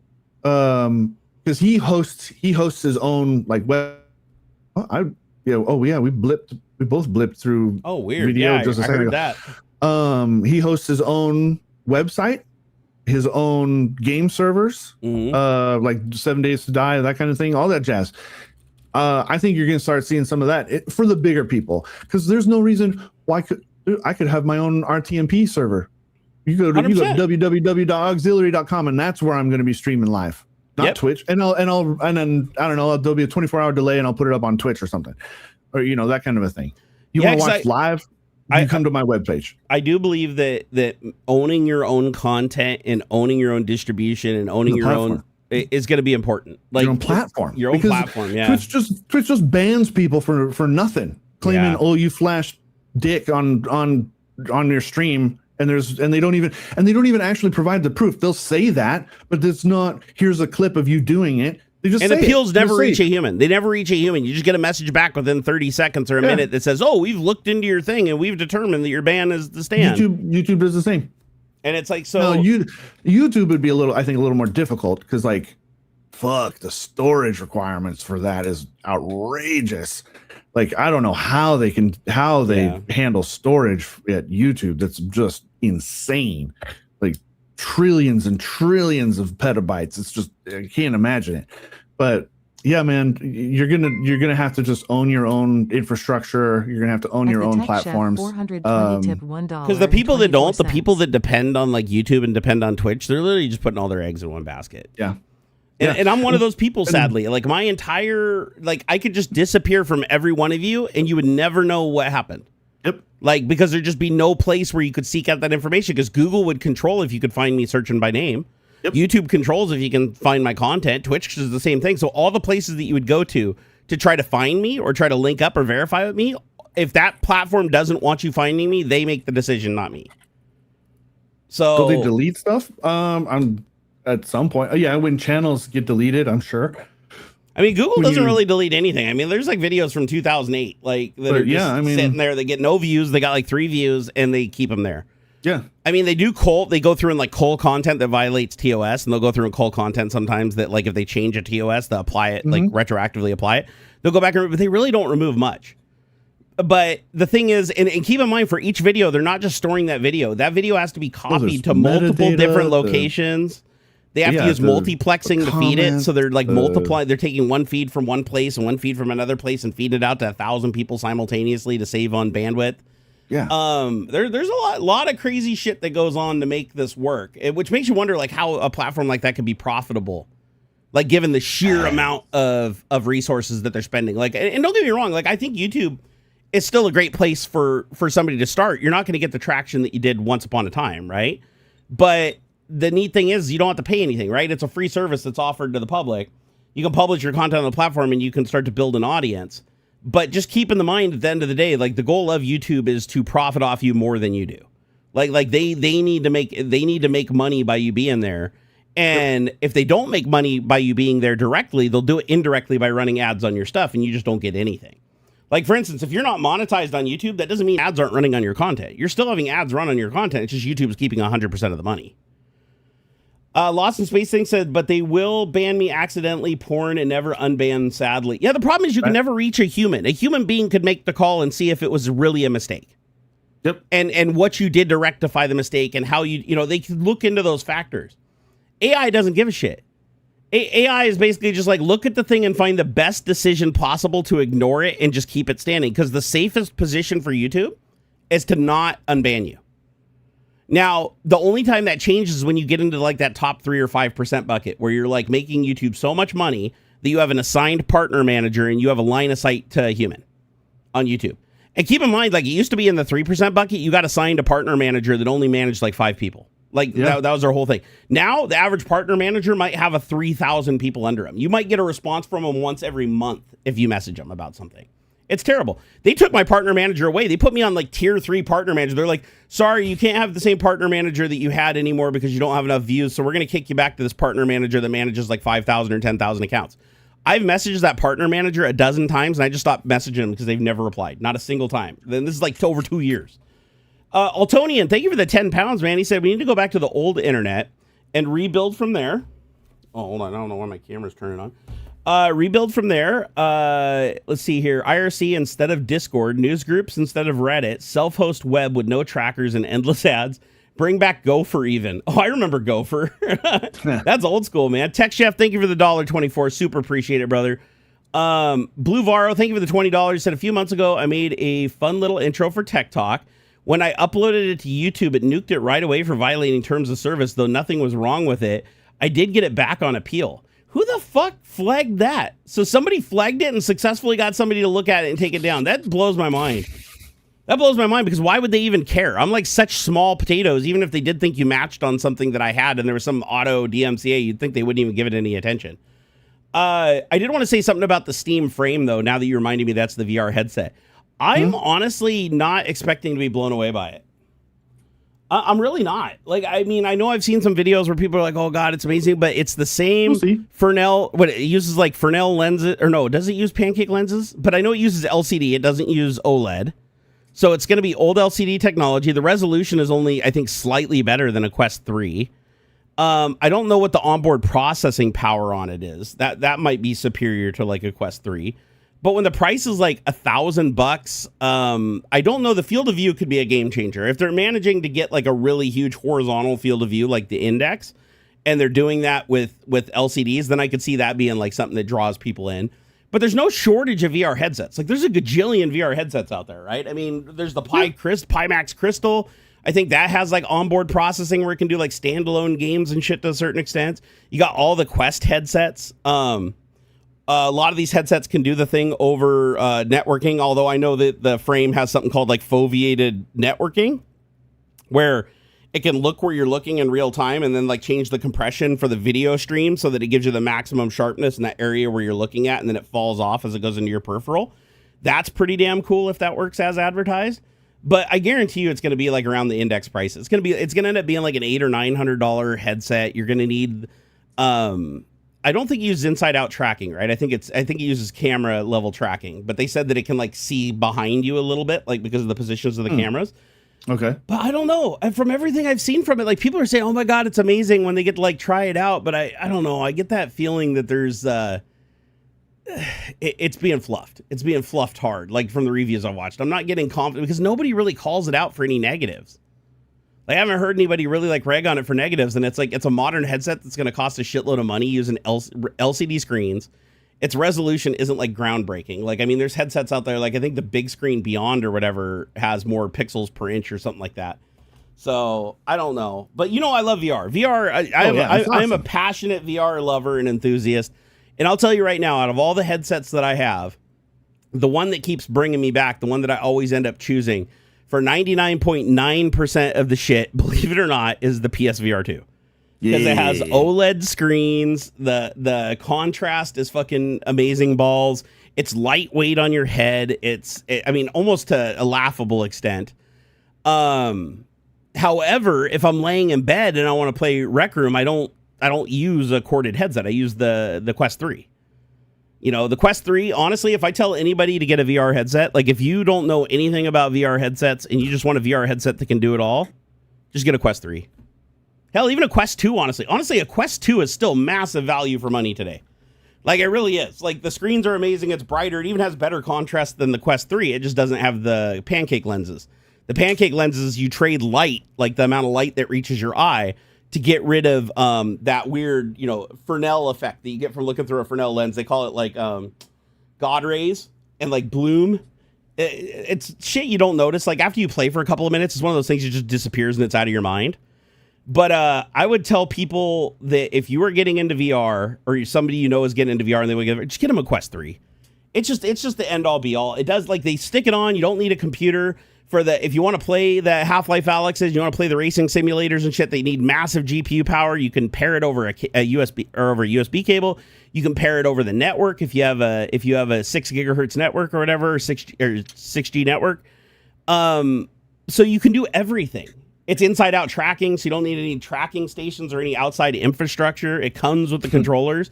I mean, it's just it's win-win all around. Honestly, I tell people, like, if I could have just one headset, the one headset that I would pick would be the Quest 3 just because of its utility. By the way, I just hit the not enough memory again on YouTube. Twice now, the stream. So So the Quest 3, and if you are a racing simulator enthusiast, the PSVR 2 with the adapter for the PC, 100%. Honestly, the OLED screens are just a game changer. The field of view is really decent. It doesn't weigh on your head and hurt your face after a while. It's the only headset that works on a PlayStation 5. So if you play Gran Turismo, and you're waiting for the new Gran Turismo, I hope it works on the PlayStation 6. But I have a feeling with the way Sony does shit that the PlayStation 6 is going to require you to get a whole new headset. I'd almost bet money on it, but I hope not, because I want to also play the next Gran Turismo with the VR headset, because you can't. No other VR headset allows it. So you have to have a PSVR 2 if you want to play Gran Turismo in VR. And it's one of the best games. Like, if you're into racing, like, I would say it's an experience you can't afford to miss out on. James Campbell said Pimax Crystal Super has modules with screens and lenses that you can buy. It has a micro OLED modules are awesome, by the way. Micro OLED's really expensive, but it's coming down. 104-inch vertical, that's huge. And 109 horizontal, that's huge. Okay, no, 104 isn't that big, honestly. That's a little bit lower than I would have expected. 109 horizontal is huge, because that's where most VR headsets fall flat, is the horizontal. Everybody talks about the vertical. Everybody talks about the horizontal, right? How far you can see out in your peripheral vision, which would be the most important metric. But the one thing I like about the Valve Index, if you've ever used a Valve Index, the thing that wows everybody when they put it on after using other headsets is the horizontal field of view is massive. And then, so it makes you, it's like the difference from going to a movie theater and watching, a movie on an anamorphic widescreen versus IMAX, where it's just a massive giant square. And so I still love the Valve Index for that. Like, if you're playing Half-Life Alyx or something like that, the Valve Index still has a lot of value, even though the resolution's kind of low. There's still a tiny bit of screen door effect. It's just that it's that horizontal field of view that sells it. So I hope that the frame has that same type of field of view, just with a lot more resolution. I feel like I trust Valve to do a good job. I think they will. I mean, they give me no reason to think that they wouldn't, because everything, for the most part, that they've done has been pretty much on the level, right? Right, yeah. Hey, Patrick KC9CAO, thank you for the $3 super chat. I appreciate that. I want to make sure. I got a part loaded up here. Oh. My wife fed me taco soup last night, and boy, is it coming back with a vengeance today. I want to make sure I didn't miss anybody's super chats. Let me go into the thingamajigger. Sorry, guys, my brain has been just mush lately. It's one of the reasons I haven't been streaming over on Twitch, too, in addition to the nausea. I just have not been sleeping, and I'm just in a stupor of fatigue. It has not been fun. Let's see, view on YouTube. How the fuck do I get to my dashboard? Where's the dashboard button? I don't have a dashboard button anymore? Oh, I was on the wrong tab. Sorry, I'm being a dumbass. Okay, open it up. Let me go look at the viewer activity. All right, so Patrick, we got him. Tech Chef, we got him. Altonian, got him. Blue Varo, got him. I still can't believe they nuked the video. I'm glad you won on appeal, though. Whoopi Go Man said use. Oh, that was the frame for the comeback. Bipolar Bear said, hope this helps for the Christmas little man. I appreciate that. Pele. He said, he wanted to know what we were going to do to change the trends happening in the U.S. We answered that one. Matthew Riley said, thanks for streaming today while I recover from yesterday's eye surgery. We talked about him. I hope it went well. Or did you get, what's that called? LASIK? Or whatever, they cut out your cornea and replace it, or laser your cornea to make it. Laser eyes. Dude, I've heard some people have had some scary shit happen with that. I mean, when it works, and when it doesn't work, it goes horribly bad. I imagine it's a very, very small percent. They do that stuff this has been done 100 million times now, because it's since the 70s they've been doing that. Yeah, because my boss got it done, and he said that it worked really good initially for the first year, and then after that it started to get bad like it was before. What? And now it's even worse than when he started. What? Yeah, that's I was kind of and then Whistling Diesel, that YouTuber that does all the car testing and crashing cars and pissing people off and stuff, he got LASIK done on his eyes because he didn't want to wear glasses anymore. And he said it ended up fucking up his vision super bad. And he gets stars when he looks at light. He just sees stars. And his eyes are so dry that he has to constantly put in eye drops. Weird. So, and I've heard that that's something that absolutely can happen. So shit like that scares me, man. It kind of reminds me when I wanted to get a vasectomy. I was I went and did research, and I found out that it's 3% of vasectomies go wrong in some way or another, 3%. And can cause permanent what do they call it? Testicular, not torture. I mean, it might as well be torture. There's a word for it. Torsion? Torsion. Testicular torsion, where it basically feels like your balls are being twisted together and pulled for the rest of your life. And if you get that, there's nothing they can do to fix it. So I was like, nah, I'll just pull out. Thanks. I'm not risking that. I'm done. But yeah, it's even though it's 3%, sounds like a really low percentage. It's like, there's a chance you could be in that 3%, right? It's like, for me, it's not worth it. I guess it depends on like the gain versus the loss, right? You have to like look at the pros and the cons and be like, is it worth, the 3 out of 100 people, you being the one lucky enough to get that permanent condition? It's like me with my spine and the bone spurs and the curvature I have on my spine and the pinched nerve that goes all the way through. Cause like the path where my sciatic nerve goes through my sciatic nerve, what do they call it? The sacroiliac joint or whatever that's in my hip. It's too small where it goes through. So it constantly gets hung up, irritated, and then it pinches my sciatic nerve. So I basically have permanent pinched sciatic nerves on both sides. And so I can get steroid injections to make the nerve a little bit smaller, and that can help, but that's not covered by insurance. So I'm like, okay, what about surgery? We talked about a surgeon a couple of years ago, and the surgeon was like, I would not perform that operation. And he said, I would not perform that operation unless you were in a wheelchair and there was no chance that you could walk at all anymore, because the odds of you becoming paralyzed by that surgery are way, like 20%. It could be upwards of 20%. And is it worth a 20% risk of permanent paralysis? And plus, they said there's a 5% risk it can do this thing where it makes your whole lower extremities feel like they're on fire. Yeesh. Like literally, it makes your leg and your skin feel like it's hundreds of degrees, and your skin is burning off. And they said if they do that, there's nothing they can do. They can't just ablate the nerve. And like it doesn't even matter if they paralyze you, because once that condition happens, your brain basically just thinks that you're constantly like on fire. It was weird. That's the way the doctor explained it. He said, yeah, if it goes wrong, it goes really wrong. And basically for the rest of your life, you have to take really, really hardcore, like fentanyl level pain relief. And you're still just going to be fucked up and shaking constantly. I'm like, nope, not going to risk that. That ain't happening, bro. Wait until your technology gets a little better. Have you guys seen the cosmetic eye color change? I can't say that I have. Ooh, crazy. I've seen tattooing the white part of an eyeball. Oh, I've seen that. That's creepy. I would never do that. But I didn't know that they could like change the color of eyes. Are they doing that like genetically or? Oof. I mean, you're not talking about like contacts. You're talking about like permanent eye color changing. Crazy.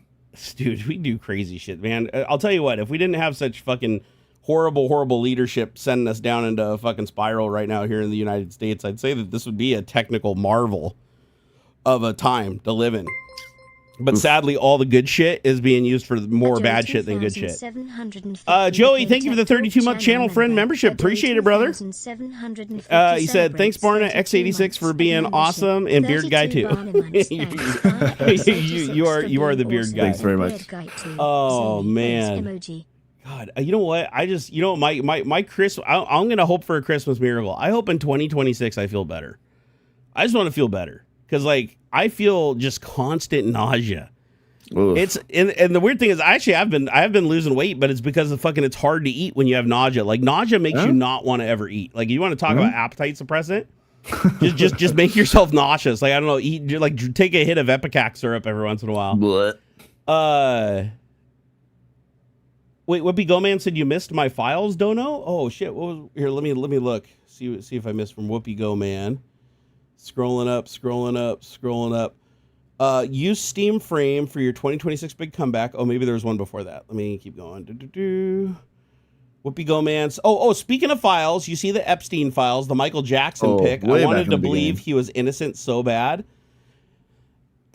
I don't know. After the Jackson shit came out in court with the people that came forward, and yeah, I feel like Michael Jackson is an example of you grow up abused and you become an abuser. And that can happen, sadly. And it does happen. It's actually like a lot of people that are abused, can become an abuser themselves. And I think that Michael Jackson, he crossed some lines, some big lines. And so even before the Epstein stuff, I was like, nah, there's no way he's 100% innocent of everything. Right. There's too much evidence to the counter. But yeah, I didn't want to believe it either, because I grew up, I loved Thriller. I had all of his albums on tape, or all of his tapes, like black and white and stuff. I loved Michael Jackson growing up. Like, I wanted to, in hindsight, I'm glad I never did go to Neverland Ranch. But when I was a kid, I was like, I want to go to Neverland Ranch. Oh my God, this is an amazing, magical place. I want to go there and write, but it's sad, it's like Michael Jackson was like a heavily abused child. I don't know if you know the story of the Jackson 5 and his father and everything that happened with the other kids. I mean, horrible childhood. And it was not a healthy environment to grow up in. And I don't think that Michael Jackson was, I don't even know what to say, but it's sad what happened. It's all around. It's sad. Yeah. Because I do believe that, you know, on one hand, he did a lot of good stuff for the world and he donated a lot of money and he did a lot of charity work and everything. But on the flip side, it's like, it doesn't absolve you of your crimes, you know? Etherealax said the post was fake. Wait, which post was fake?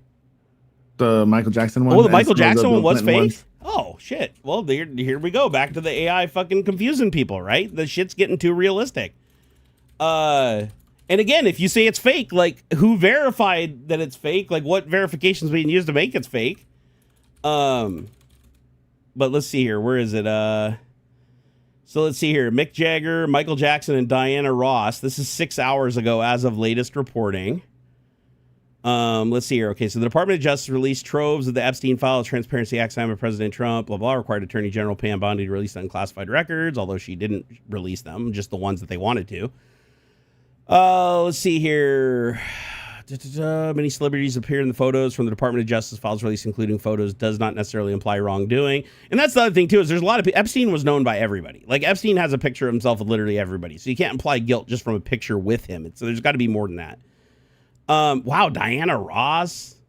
Let's see here. Former President Bill Clinton. That doesn't surprise me, honestly. And then with his arm around Michael Jackson. Per Sky News, newly released photos from the Department of Justice also show Jackson posing with a photo of Epstein in front of a painting.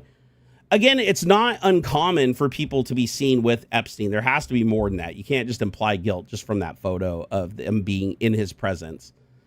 But again, it depends on, was it pre or post him being found to be a pedophile? Because if there's pictures that were taken after, you know, he was convicted, then that obviously those people are not very good people if they're still hanging around with him after that. Mick Jagger was additionally seen in the photos released on Friday. One of the photos shows the Rolling Stone frontman sitting between Epstein and Clinton. Another photo sees Jagger posing with Clinton, an unknown woman whose face was blacked out. And here's the thing that you also got to remember, too. Remember, less than 50% of the Epstein documents were released, and of the 50% that were released, most of them were most of the shit was redacted. Yeah, so keep in mind that they were heavily gone through to make sure that nothing that implicated Trump would get released.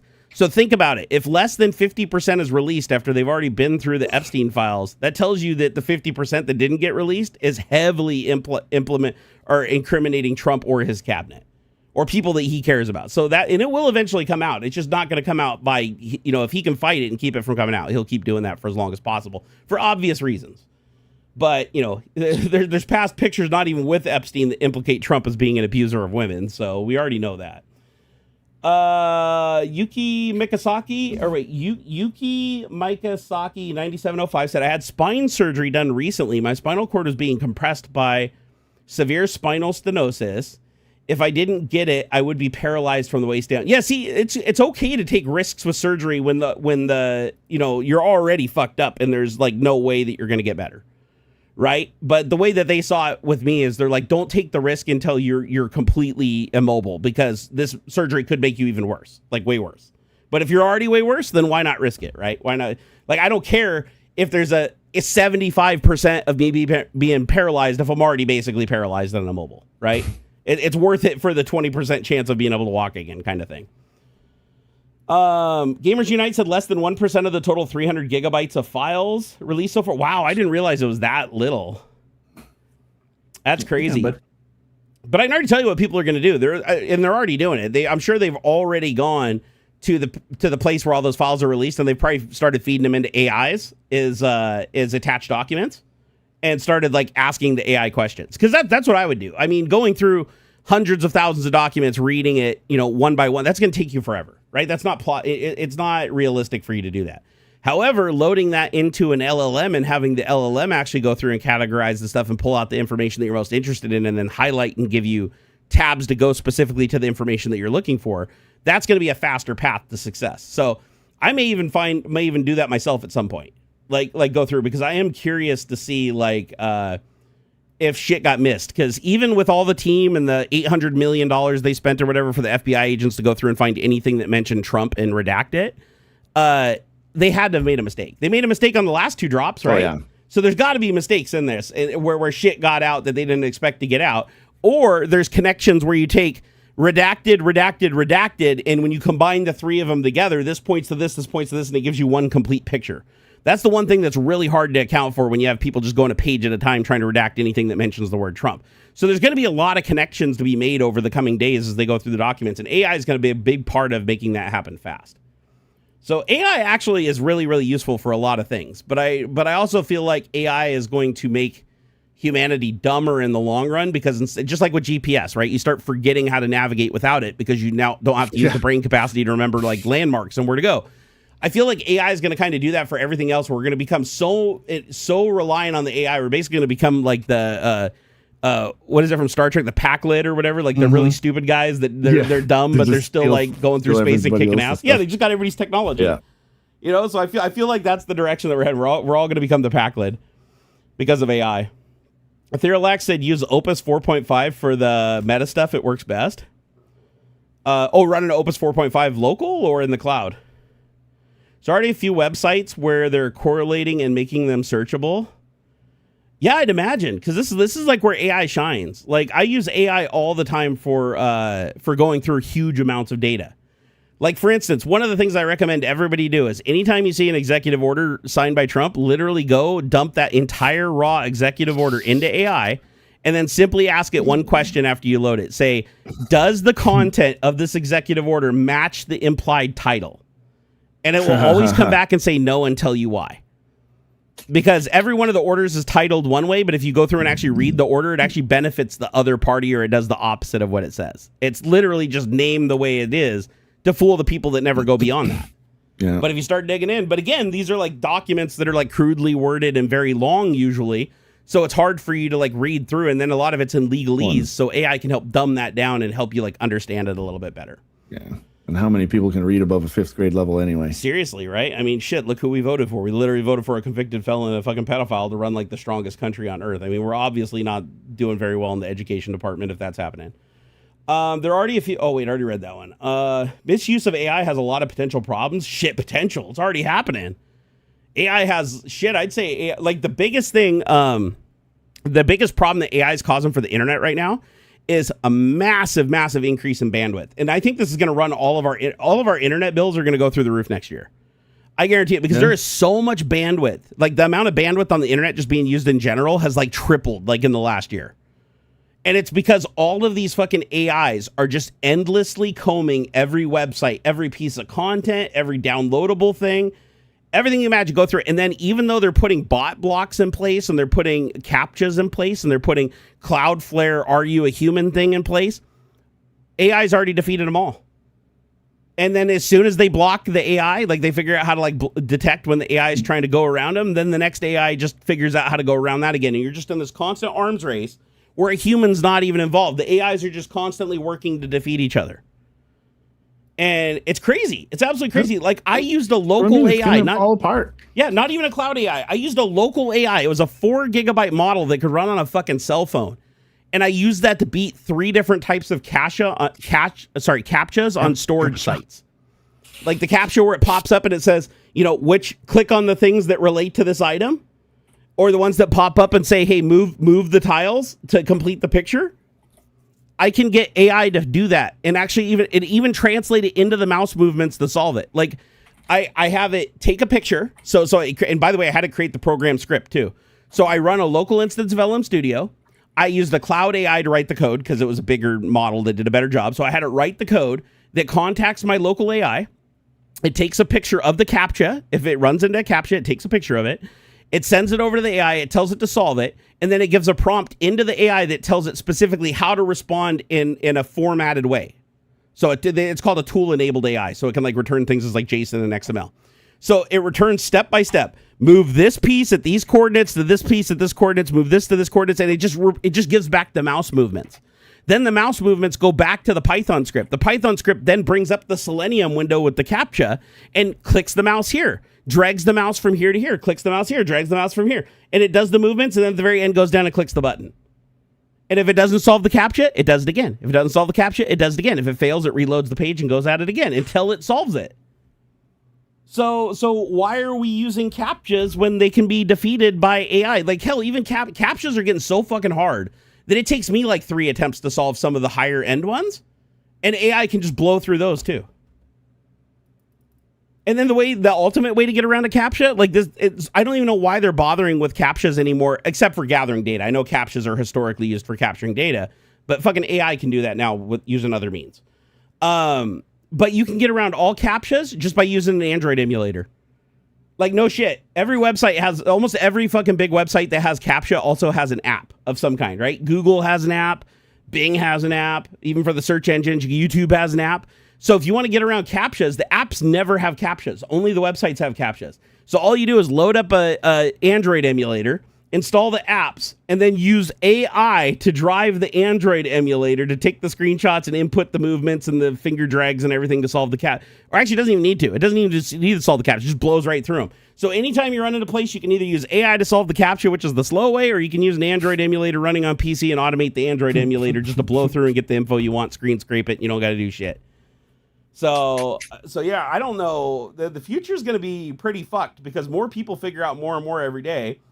And AI will just tell you what you want. Like, I mean, you can fire up any AI you want and just ask it. Like, you know, people are like, oh, well, I wouldn't know how to ask the right question. Well, just start with the lowest question that you could possibly think of and just work your way up, right? Like, the AI will do the work. Be like, hey, you know, ask it. I want to scrape all the information on this website. What's the best way to do it? And sometimes if it's a cloud AI, it'll reply back and go, I'm sorry, I can't tell you how to do that because technically that's against TOS or against the rules or illegal, so I can't tell you how to do that. Now your options are you can either jailbreak the AI to get it to be looser, or the easier one is you just run a local AI. Fire up LM Studio on your computer, download Llama, like one of the lesser Llama models. If you're not having it write code and you're just asking it questions on the best way to do something, ask the questions, get it to write the base broken code, then feed that into the cloud and it'll solve it for you.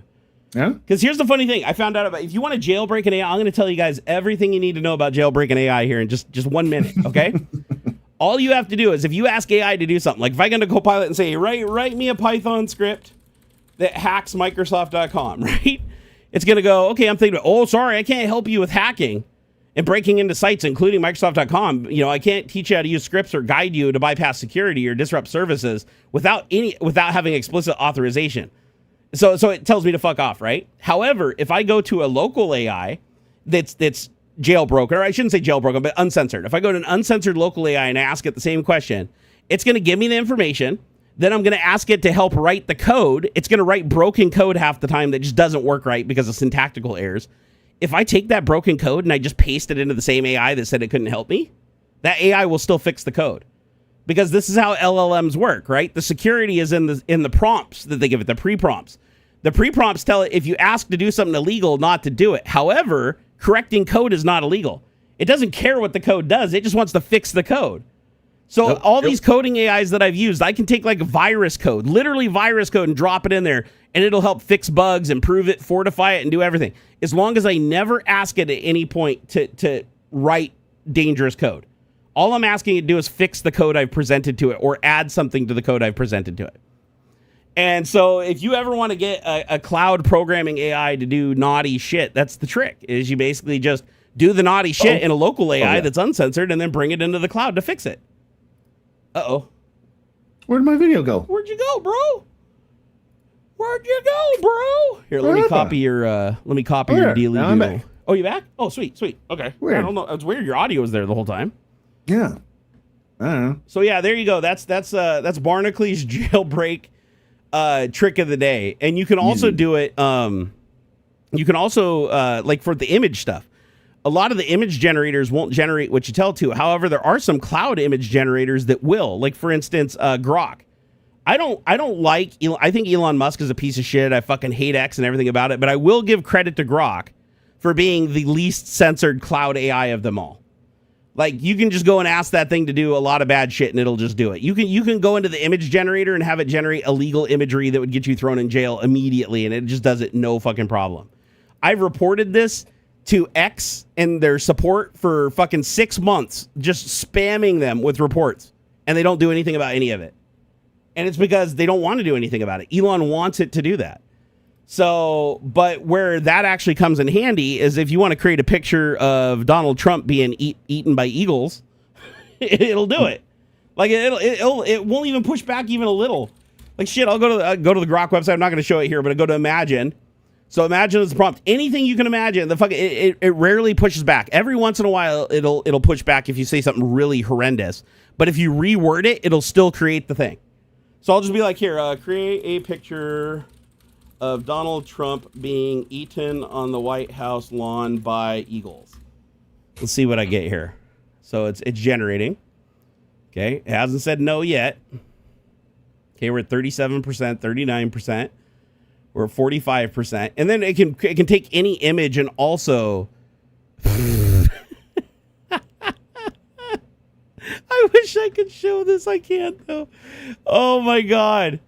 Okay, it didn't create a picture. It created a video for some reason. I don't know why. I asked for an image and it created a video. But yeah, no, he's on the White House lawn and there's like 20 eagles eating him.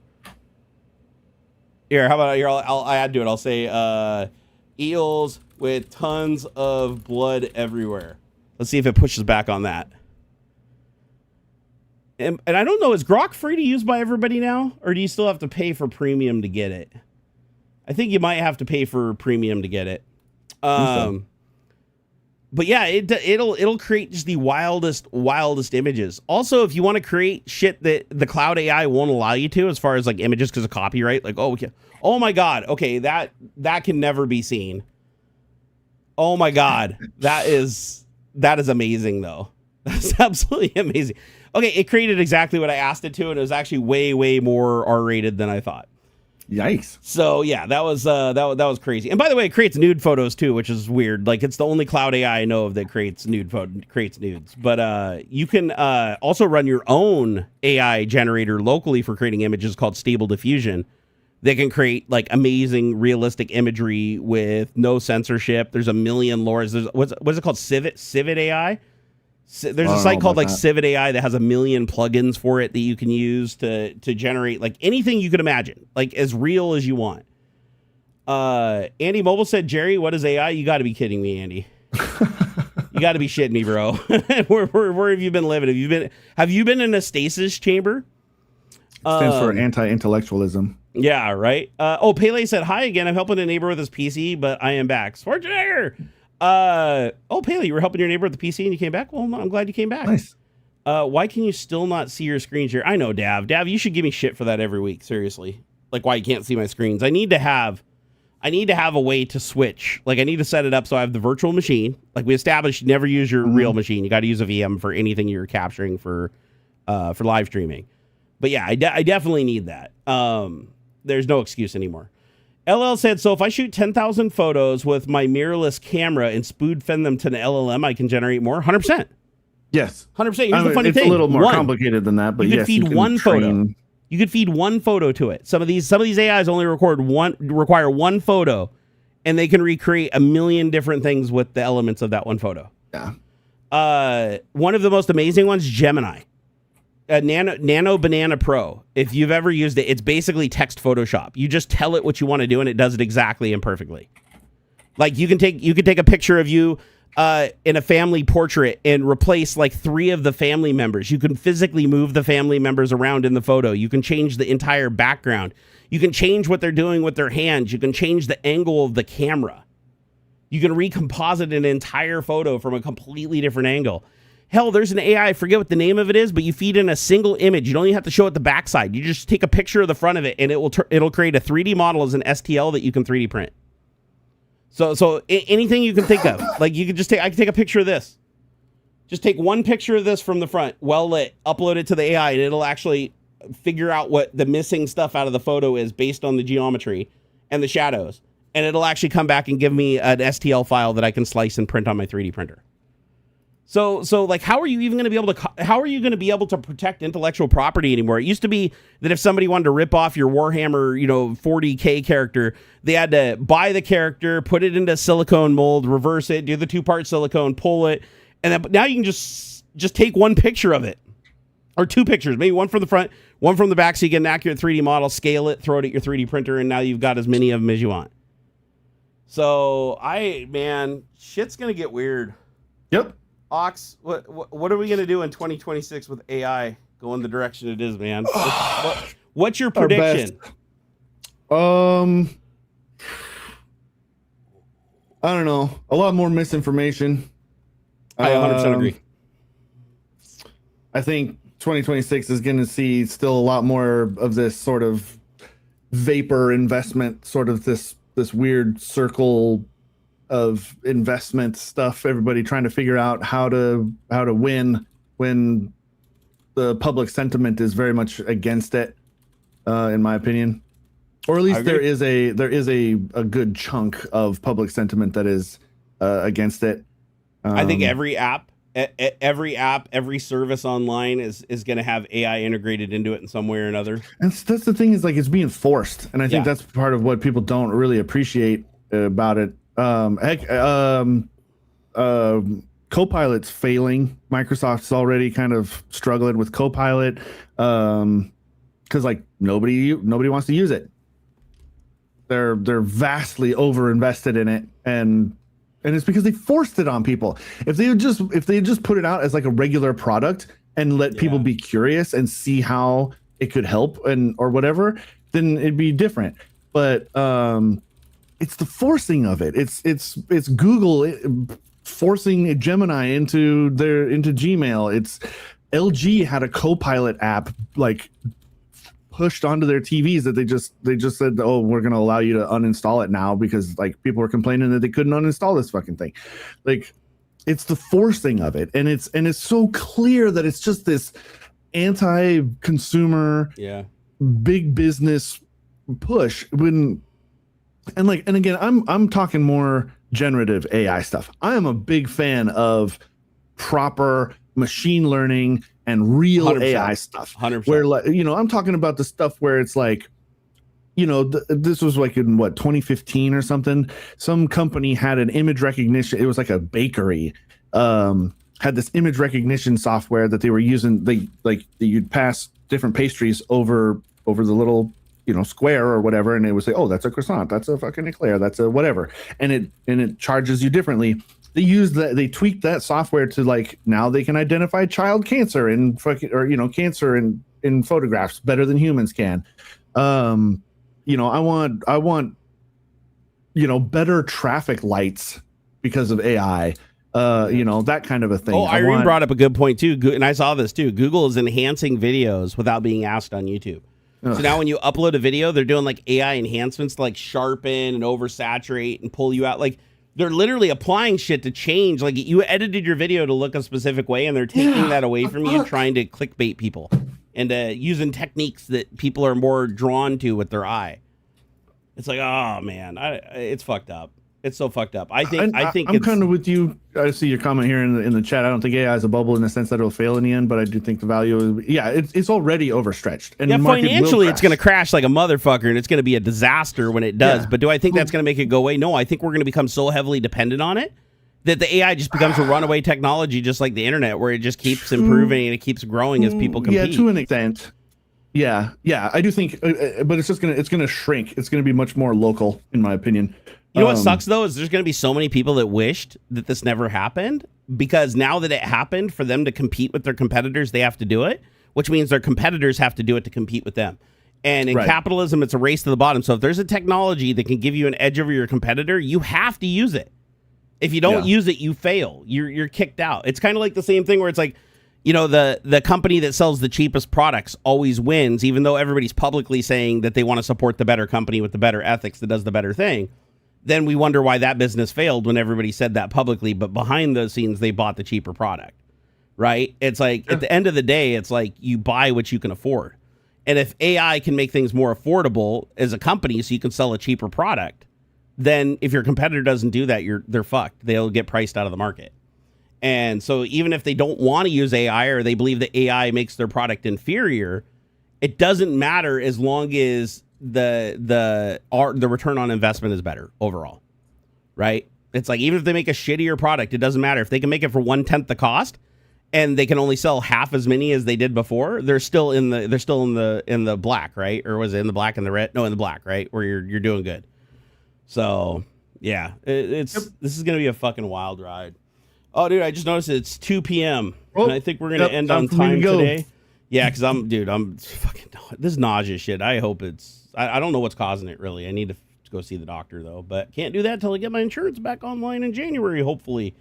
But good luck to all of you. We'll see you on the other side of Christmas. Please be safe. Yep. Please, if you're having dark thoughts or you're in a bad place, seek help.